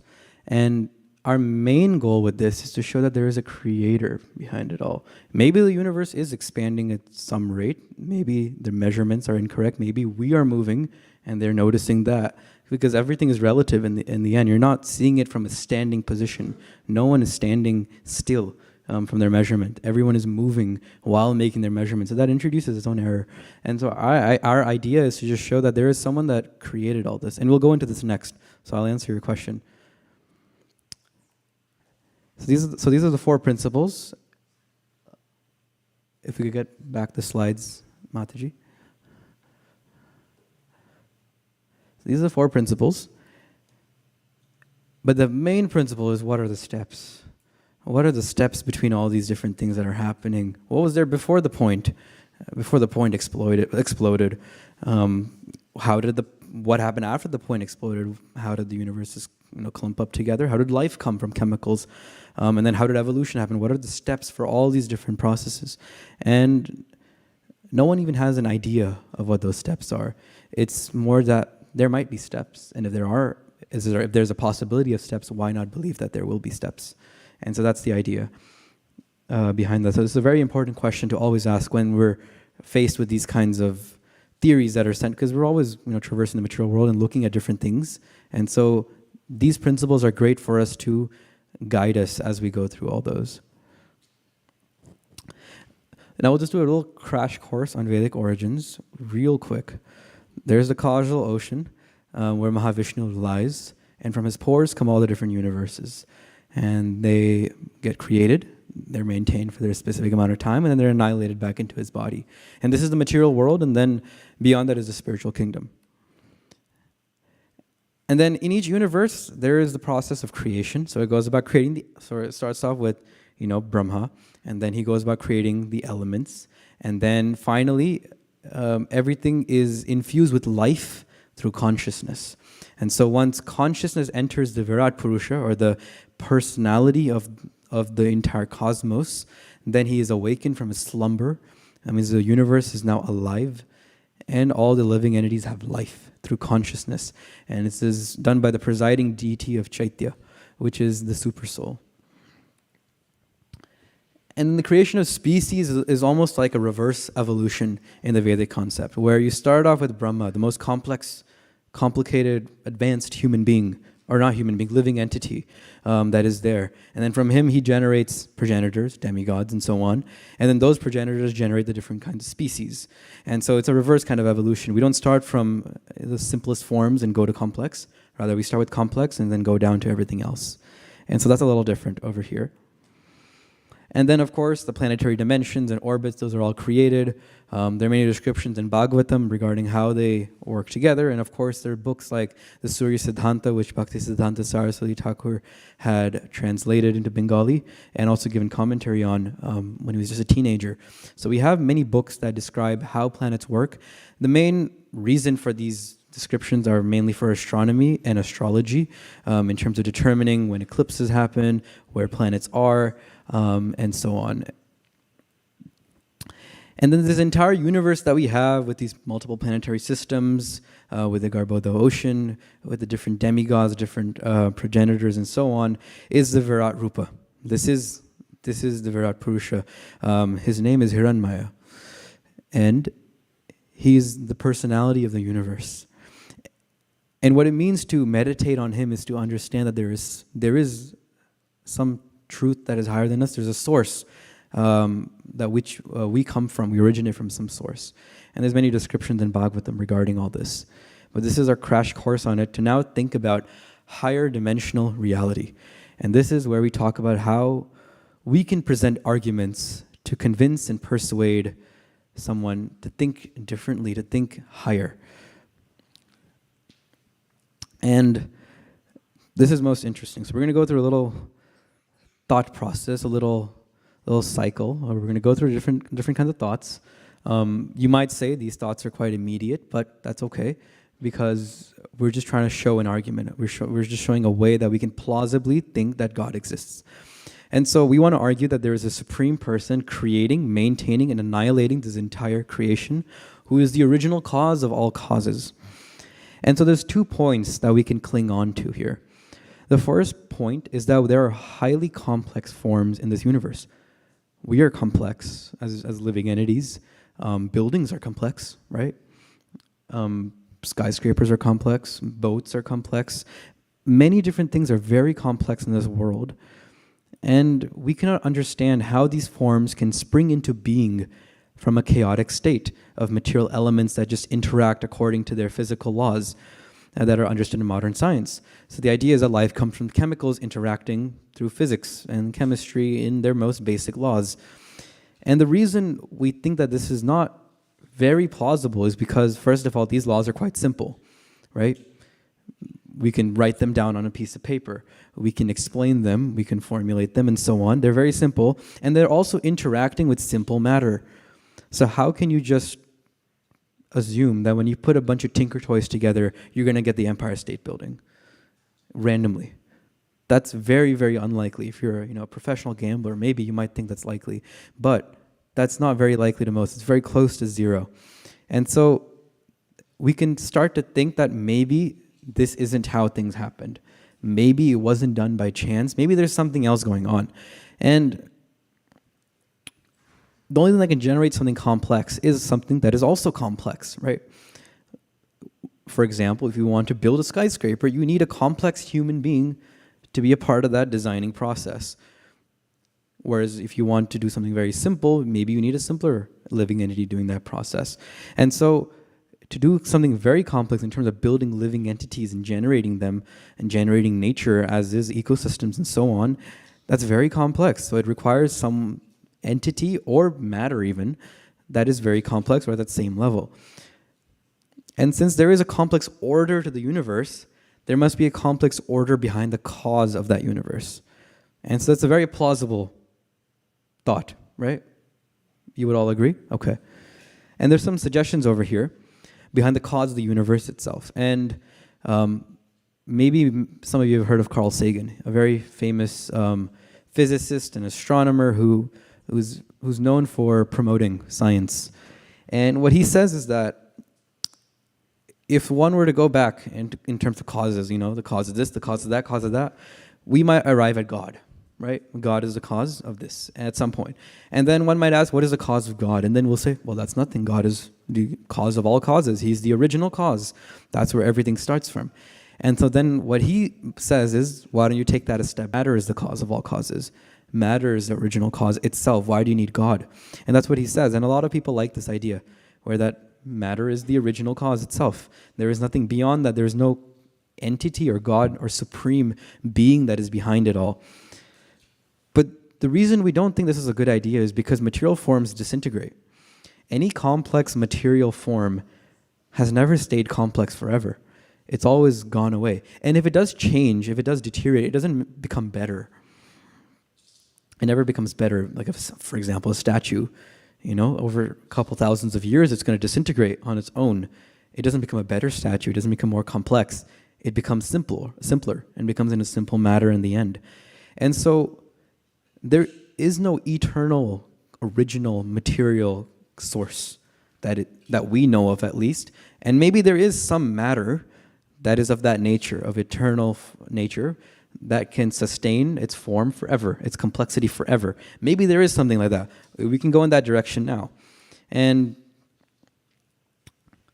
if we go into that direction, we can say that this is some cosmic information source, some matter or something. We don't even know if it's matter, entity, what it is, but it's some cosmic information source that is eternal and that has vast amounts of information. It has information to generate everything, every single thing.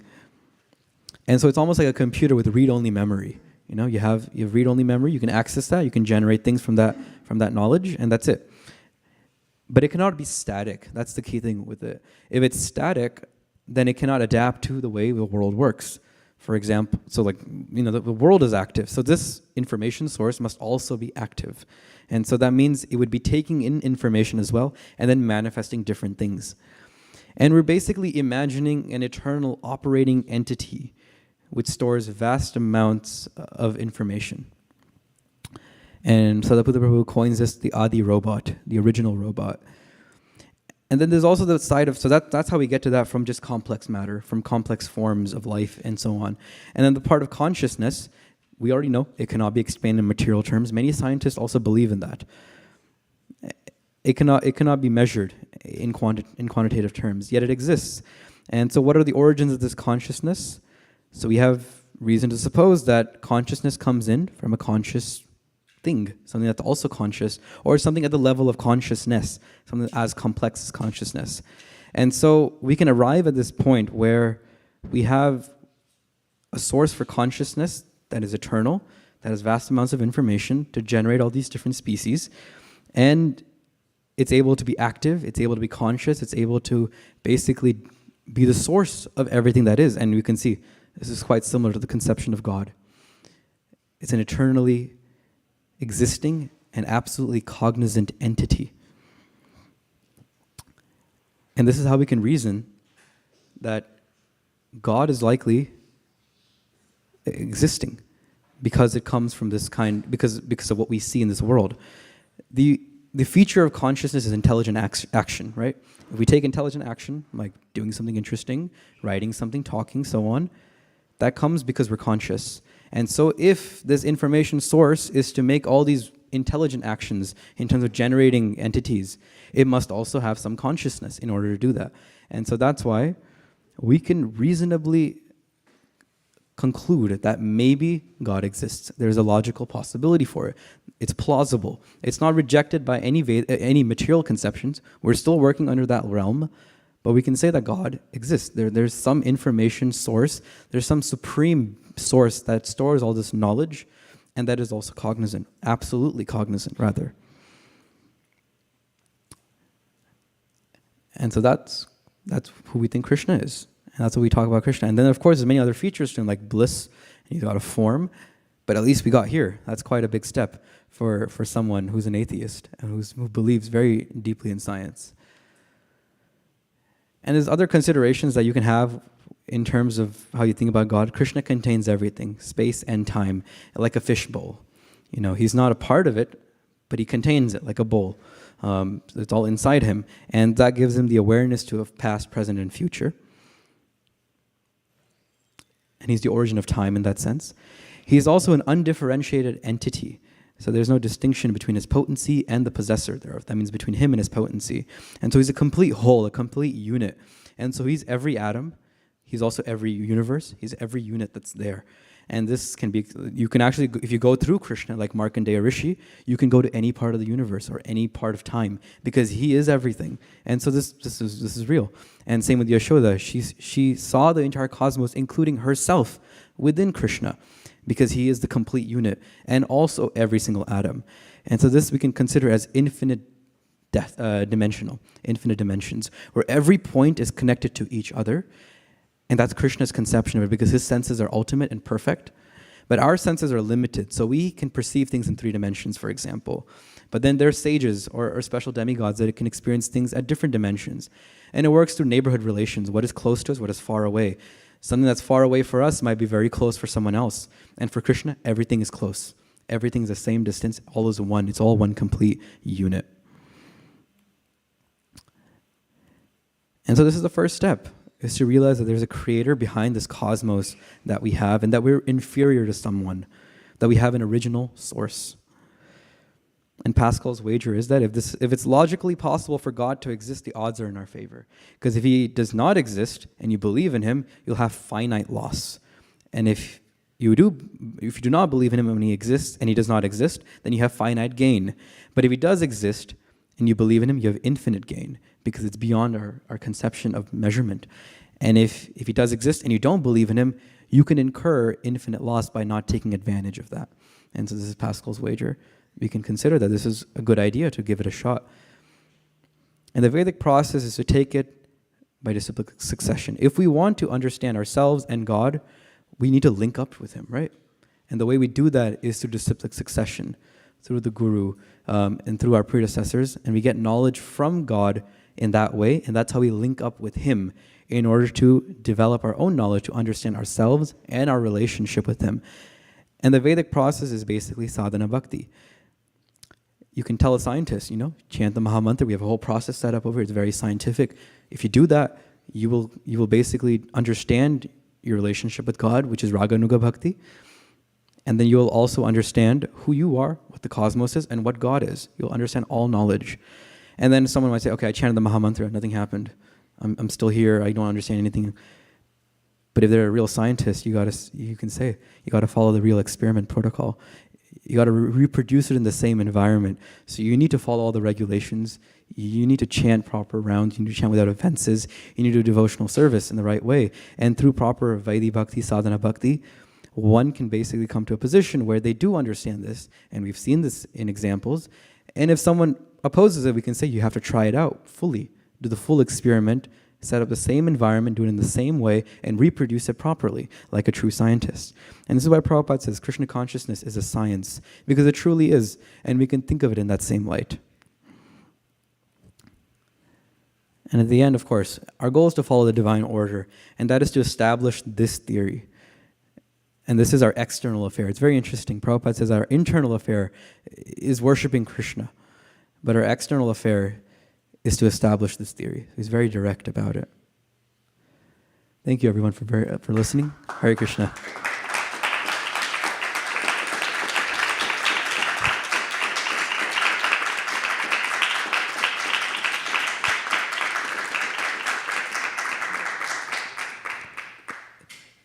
Sadaputa Prabhu has a series on the origins with many different topics. So if you want to look at those transcripts and those notes, it's on that QR code, or you can tiny.cc/origins-notes.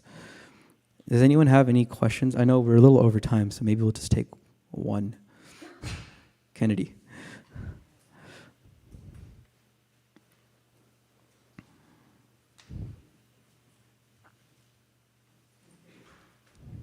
Hare Krishna.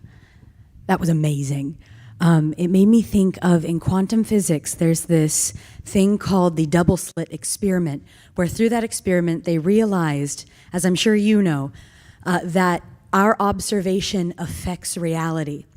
And it helped me realize that because we understand that the witness is consciousness and that is spirit, that is superior to matter. Matter cannot affect matter the way that spirit can affect matter.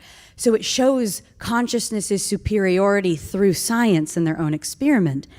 And that being said, that when we choose to observe Krishna in our lives, when we turn towards him and we observe each other, because he is superior to us, it allows him to alter our lives in wonderful ways. And so I just absolutely loved how you brought science and spirituality together, and you also cut through the confusion, you cut through the atheistic nature of some science with the sort of knowledge as it says to do in the Gita. It was just absolutely spectacular. Thank you, Kennedy. Hare Krishna. Do we have time for one more, Mataji? Okay. One online. Jambavati Mataji. Oh, okay, Lord. Hare Krishna, Braj Bhavan Prabhu, Dandvat Pranams. Thank you for your wonderful class. It reminded me of this time when Prabhupada was instructing some of his devotees and saying that it will be very important to scientifically destroy the scientific theories and assumptions by dropping spiritual bombs and detonating them in the scientist community. And I think your class today is one such bomb. So it's really nice. Thank you. Hare Krishna. Thank you. Hare Krishna. All right. Now we'll have our youth presentation. Hare Krishna. Jai, thank you so much. Such a wonderful class and such a joy to see one of our alumni from Kaishara class is now giving a Bhagavatam class. It's an honor. I remember having Braja Bhavan Prabhu 7 years ago in the Kaishara class, 7 or 8 years ago, right? Is that right? Yeah. He was, I think he was 13 years old at that time. So it's such a joy, and I pray that you have such a wonderful example and a sample for us, right? For all the students to follow and create these spiritual bombs for the community today, because the world needs it. We have a lot of, any headlines you read, any news you turn out to, there is always an intelligent person will always start questioning why, right? So this is a good premise to our next presentation for the Kaishara class student. We have Arshia. She is Rivan's younger sister. Rivan has also been in our part of our community and part of the Kaishara students before. So Arshia is going to present on the worship of Tulsi Devi. So let's give her a round of applause and hear from her. Is it on? Yeah. Okay. Hare Krishna. My name is Arshia. I'm 12 years old, and I will be presenting on why Tulsi Devi is so dear to Krishna.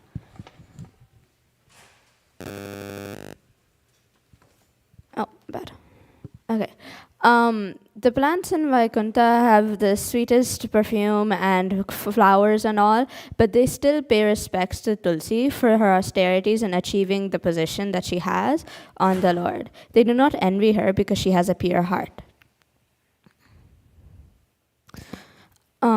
The gopis were wanting to search for Krishna, and so they asked Tulsi Devi, "O most kind Tulsi, to whom the feet of Govinda are so dear, have you seen that infallible one walk by, wearing you encircled by swarms of bees?"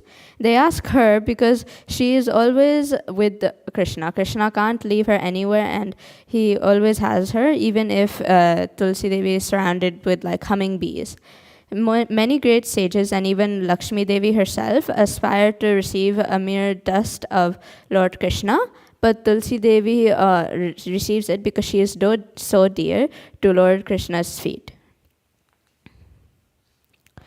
By watering, worshipping, circumambulating the Tulsi plant and offering her leaves plus flowers to the Lord Krishna, one makes a tremendous spiritual advance. Tulsi Devi is very dear to Krishna, and by doing this, you can get really close to Krishna. Just like Lakshashira, the prostitute, and Mrgari, many other great devotees were transformed by the great potency of Tulsi. Srila Haridas Thakur was always used to chant 192 rounds in front of Tulsi Devi, and once a prostitute came by and paid respects to Tulsi Devi and sat near Haridas Thakur waiting for him to finish his rounds to be able to talk to him.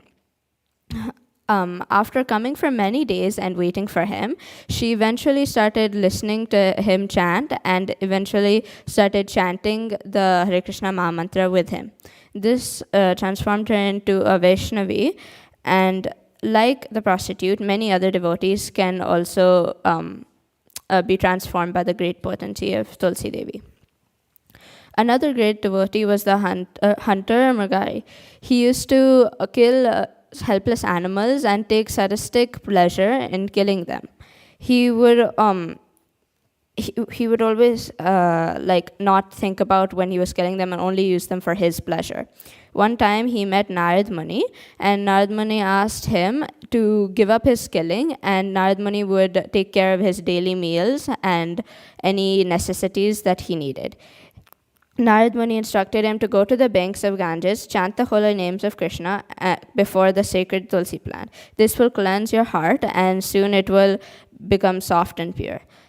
Since the hunter listened to the Narad Muni's advice, he turned into a great devotee and elevated his consciousness so much that he wouldn't harm an ant, because he knew that it was a part and parcel of the Lord. In conclusion, Tulsi has immense spiritual potency. Even if other plants have divine fragrances, they still pay respects to her because she is always near Krishna, and Krishna always wants to be near her. Although flowering plants like Mandara, Kunda, Kurpaka, Uttapala, Kampaka, Arna, Punaj, Nagashara, Bakula, Lily, and Parijata are full of transcendental fragrances. They are still the consciousness of austerities performed by Tulsi. For Tulsi is given special preference by the Lord, who garlands himself with Tulsi leaves. You should always pay respects to her and always offer her leaves and flowers to Krishna, because that can help you get closer to Krishna. Hare Krishna, do you have any questions, comments, or reflections? Yes?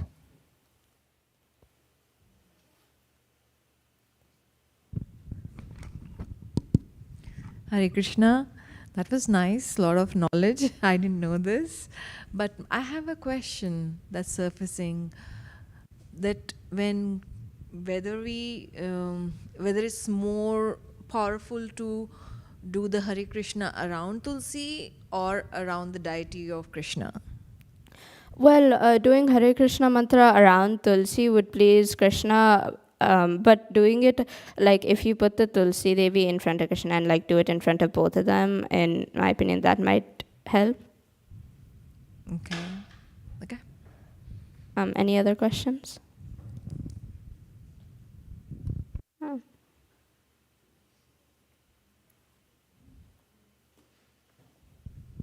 Hare Krishna. I just want to say this was a lovely presentation. I like the detail you gave as well to Tulsi, the different flowers that have beautiful fragrances, and the humility of Tulsi for accepting their praises and being able to help them and serve them. And Tulsi is such a great servant of Krishna. I think you were able to encapsulate it well, of what it means to serve the servant through Tulsi in this presentation. So thank you. Thank you.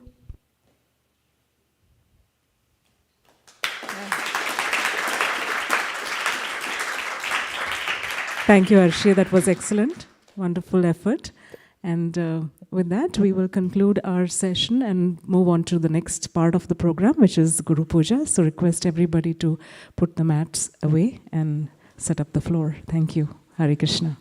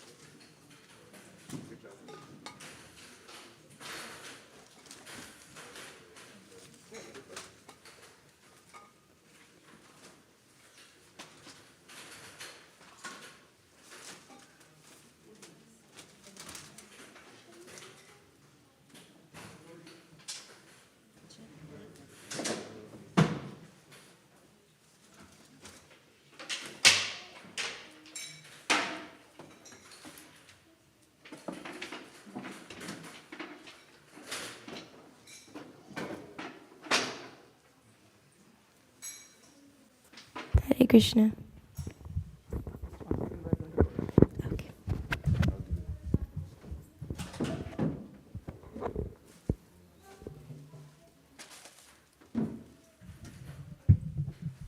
Chadiya Vaishnava Seva Nishtara Payeche Keba.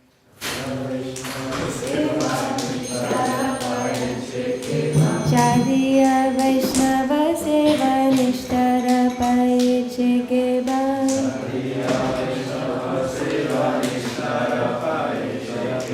Chadiya Vaishnava Seva Nishtara Payeche Keba.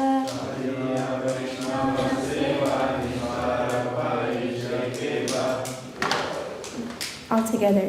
Namashishtam Manumapi Shachiputramatra Svarupam Shri Rupam Tasyagrajam Urupurim Maturim Goshtavatim Radha Kundam Girivaramaho Radhika Madhavasham Prapto Yasya Pratita Kripaya Shri Gurum Tam Natosmi Hey Guru Gyanadina Bandho Svananda Dada Karuneka Sindhu Vrindavana Sina Gita Vatada Prasida Radha Pranaya Pachara Dina Bandho Karuneka Sindhu Guru Prasadam Mayanda Mure Laksha Parade Bahupapagade Gadpada Padme Stumatisha Vishne Naivo Payantya Pachatim Kavayasta Vesha Brahma Vishapi Pramana Prasmavata Yodheva Histamudam Acharya Chaitya Without serving the representative of Krishna, nobody can approach Krishna.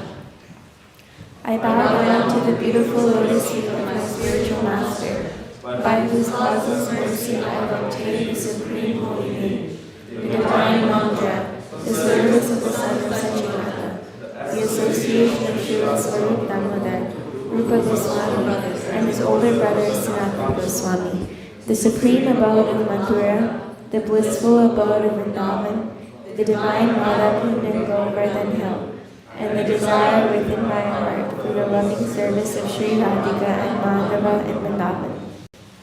O spiritual master, O giver of divine wisdom, O friend of the fallen, you are the giver of your own bliss, and you are the only ocean of mercy. Although dwelling in Vrindavan, you have descended for the welfare of fallen souls like myself, and you are preaching the divine love of Radha for Krishna. Please guide me. O friend of the lowly, O Gurudev, you are the only ocean of mercy. I am a dull fool and have committed hundreds of thousands of offenses. I have fallen into a dense myriad of sins. Therefore grace me with your mercy, so that my mind may be fixed on your lotus feet and on Sri Krishna. O my Lord, transcendental poets and experts in spiritual science could not fully express their indebtedness to you, even if they were endowed with the prolonged lifetime of Brahma. For you appear in two features, externally as the Acharya and internally as the Super Soul, to deliver the embodied living being by directing him how to come to you. The lotus feet of our spiritual master are the only way by which we can attain pure devotional service. I bow to his lotus feet with great awe and reverence. By his grace, one can cross the ocean of material suffering and obtain the mercy of Krishna. Our only wish is to have our consciousness purified by the words emanating from his lotus mouth. Attachment to his lotus feet is the perfection that fulfills all desires. He opens our darkened eyes and fills our hearts with transcendental knowledge. He is our Lord, birth after birth.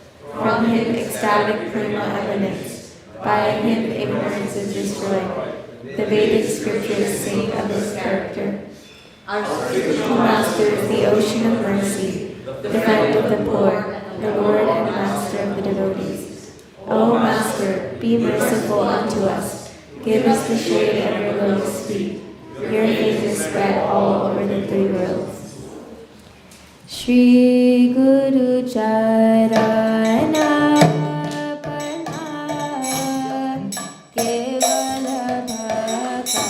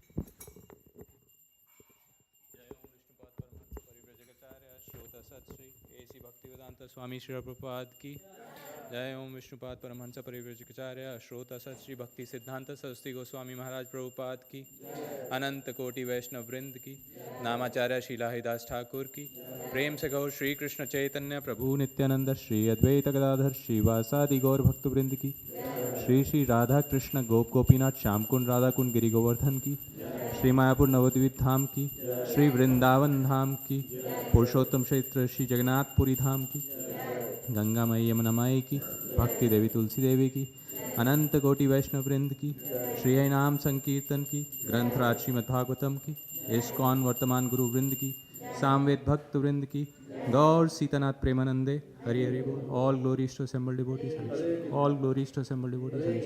All glories to assembled devotees हरीश। All glories all glories all glories to Shri Guru and Shri Gauranga. All glories to Shri Prabhupada की।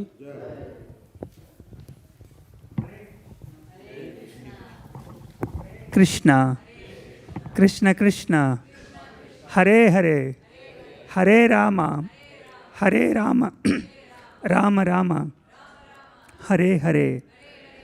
We thank our speaker for today, His Grace Braja Rasa Bhavana Prabhu, for starting with Make Japa Great Again, and then followed by Srimad Bhagavatam class on the origins. It's very, very, loaded with so much content there.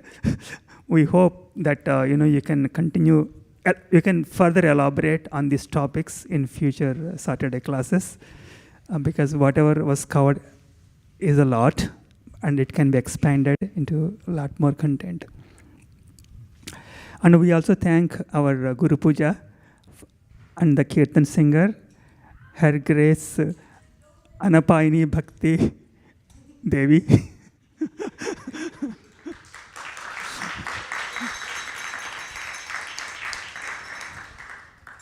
Thank you very much for such a nice turnout on the Saturday morning. If we have any, if there is any Sankirtan devotee here, they can make announcements for the Sankirtan. Otherwise, I saw Koladev Prabhu in the morning today. I'm assuming he is the cook for today, and he and his team. Thank you very much, Koladev Prabhu. And next, we will be moving to the Prasadam. Prasadam will be served in the picnic spot right here. Oh, yeah.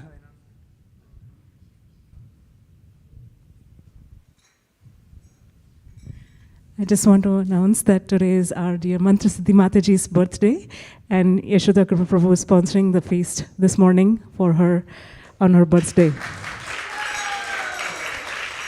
So let us all chant one Mahamantra for her spiritual progress and for her success always in in this path of Krishna consciousness. For those who don't know, both Prabhu and Mataji have taken a course in deity worship very seriously, and they're trained in New Vrindavan and for a big long course. So they are very much engaged in deity worship, and of course Prabhu gives a lot of Saturday morning Bhagavatam classes.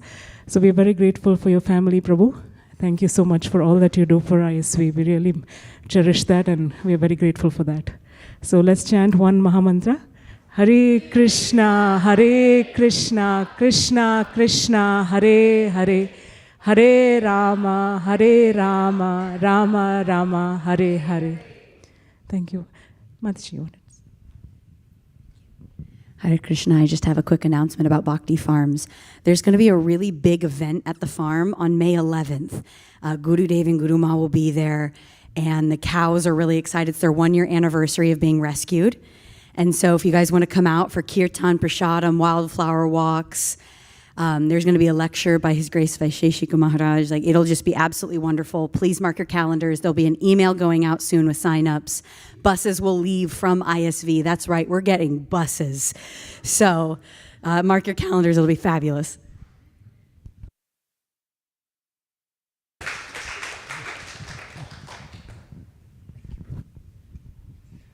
Thank you. We hope to see buses here and maybe trains also in the future. Okay.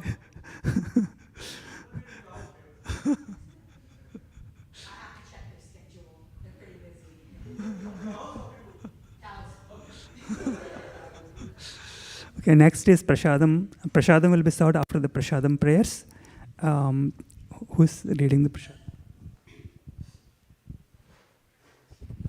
Sharira Vidyaja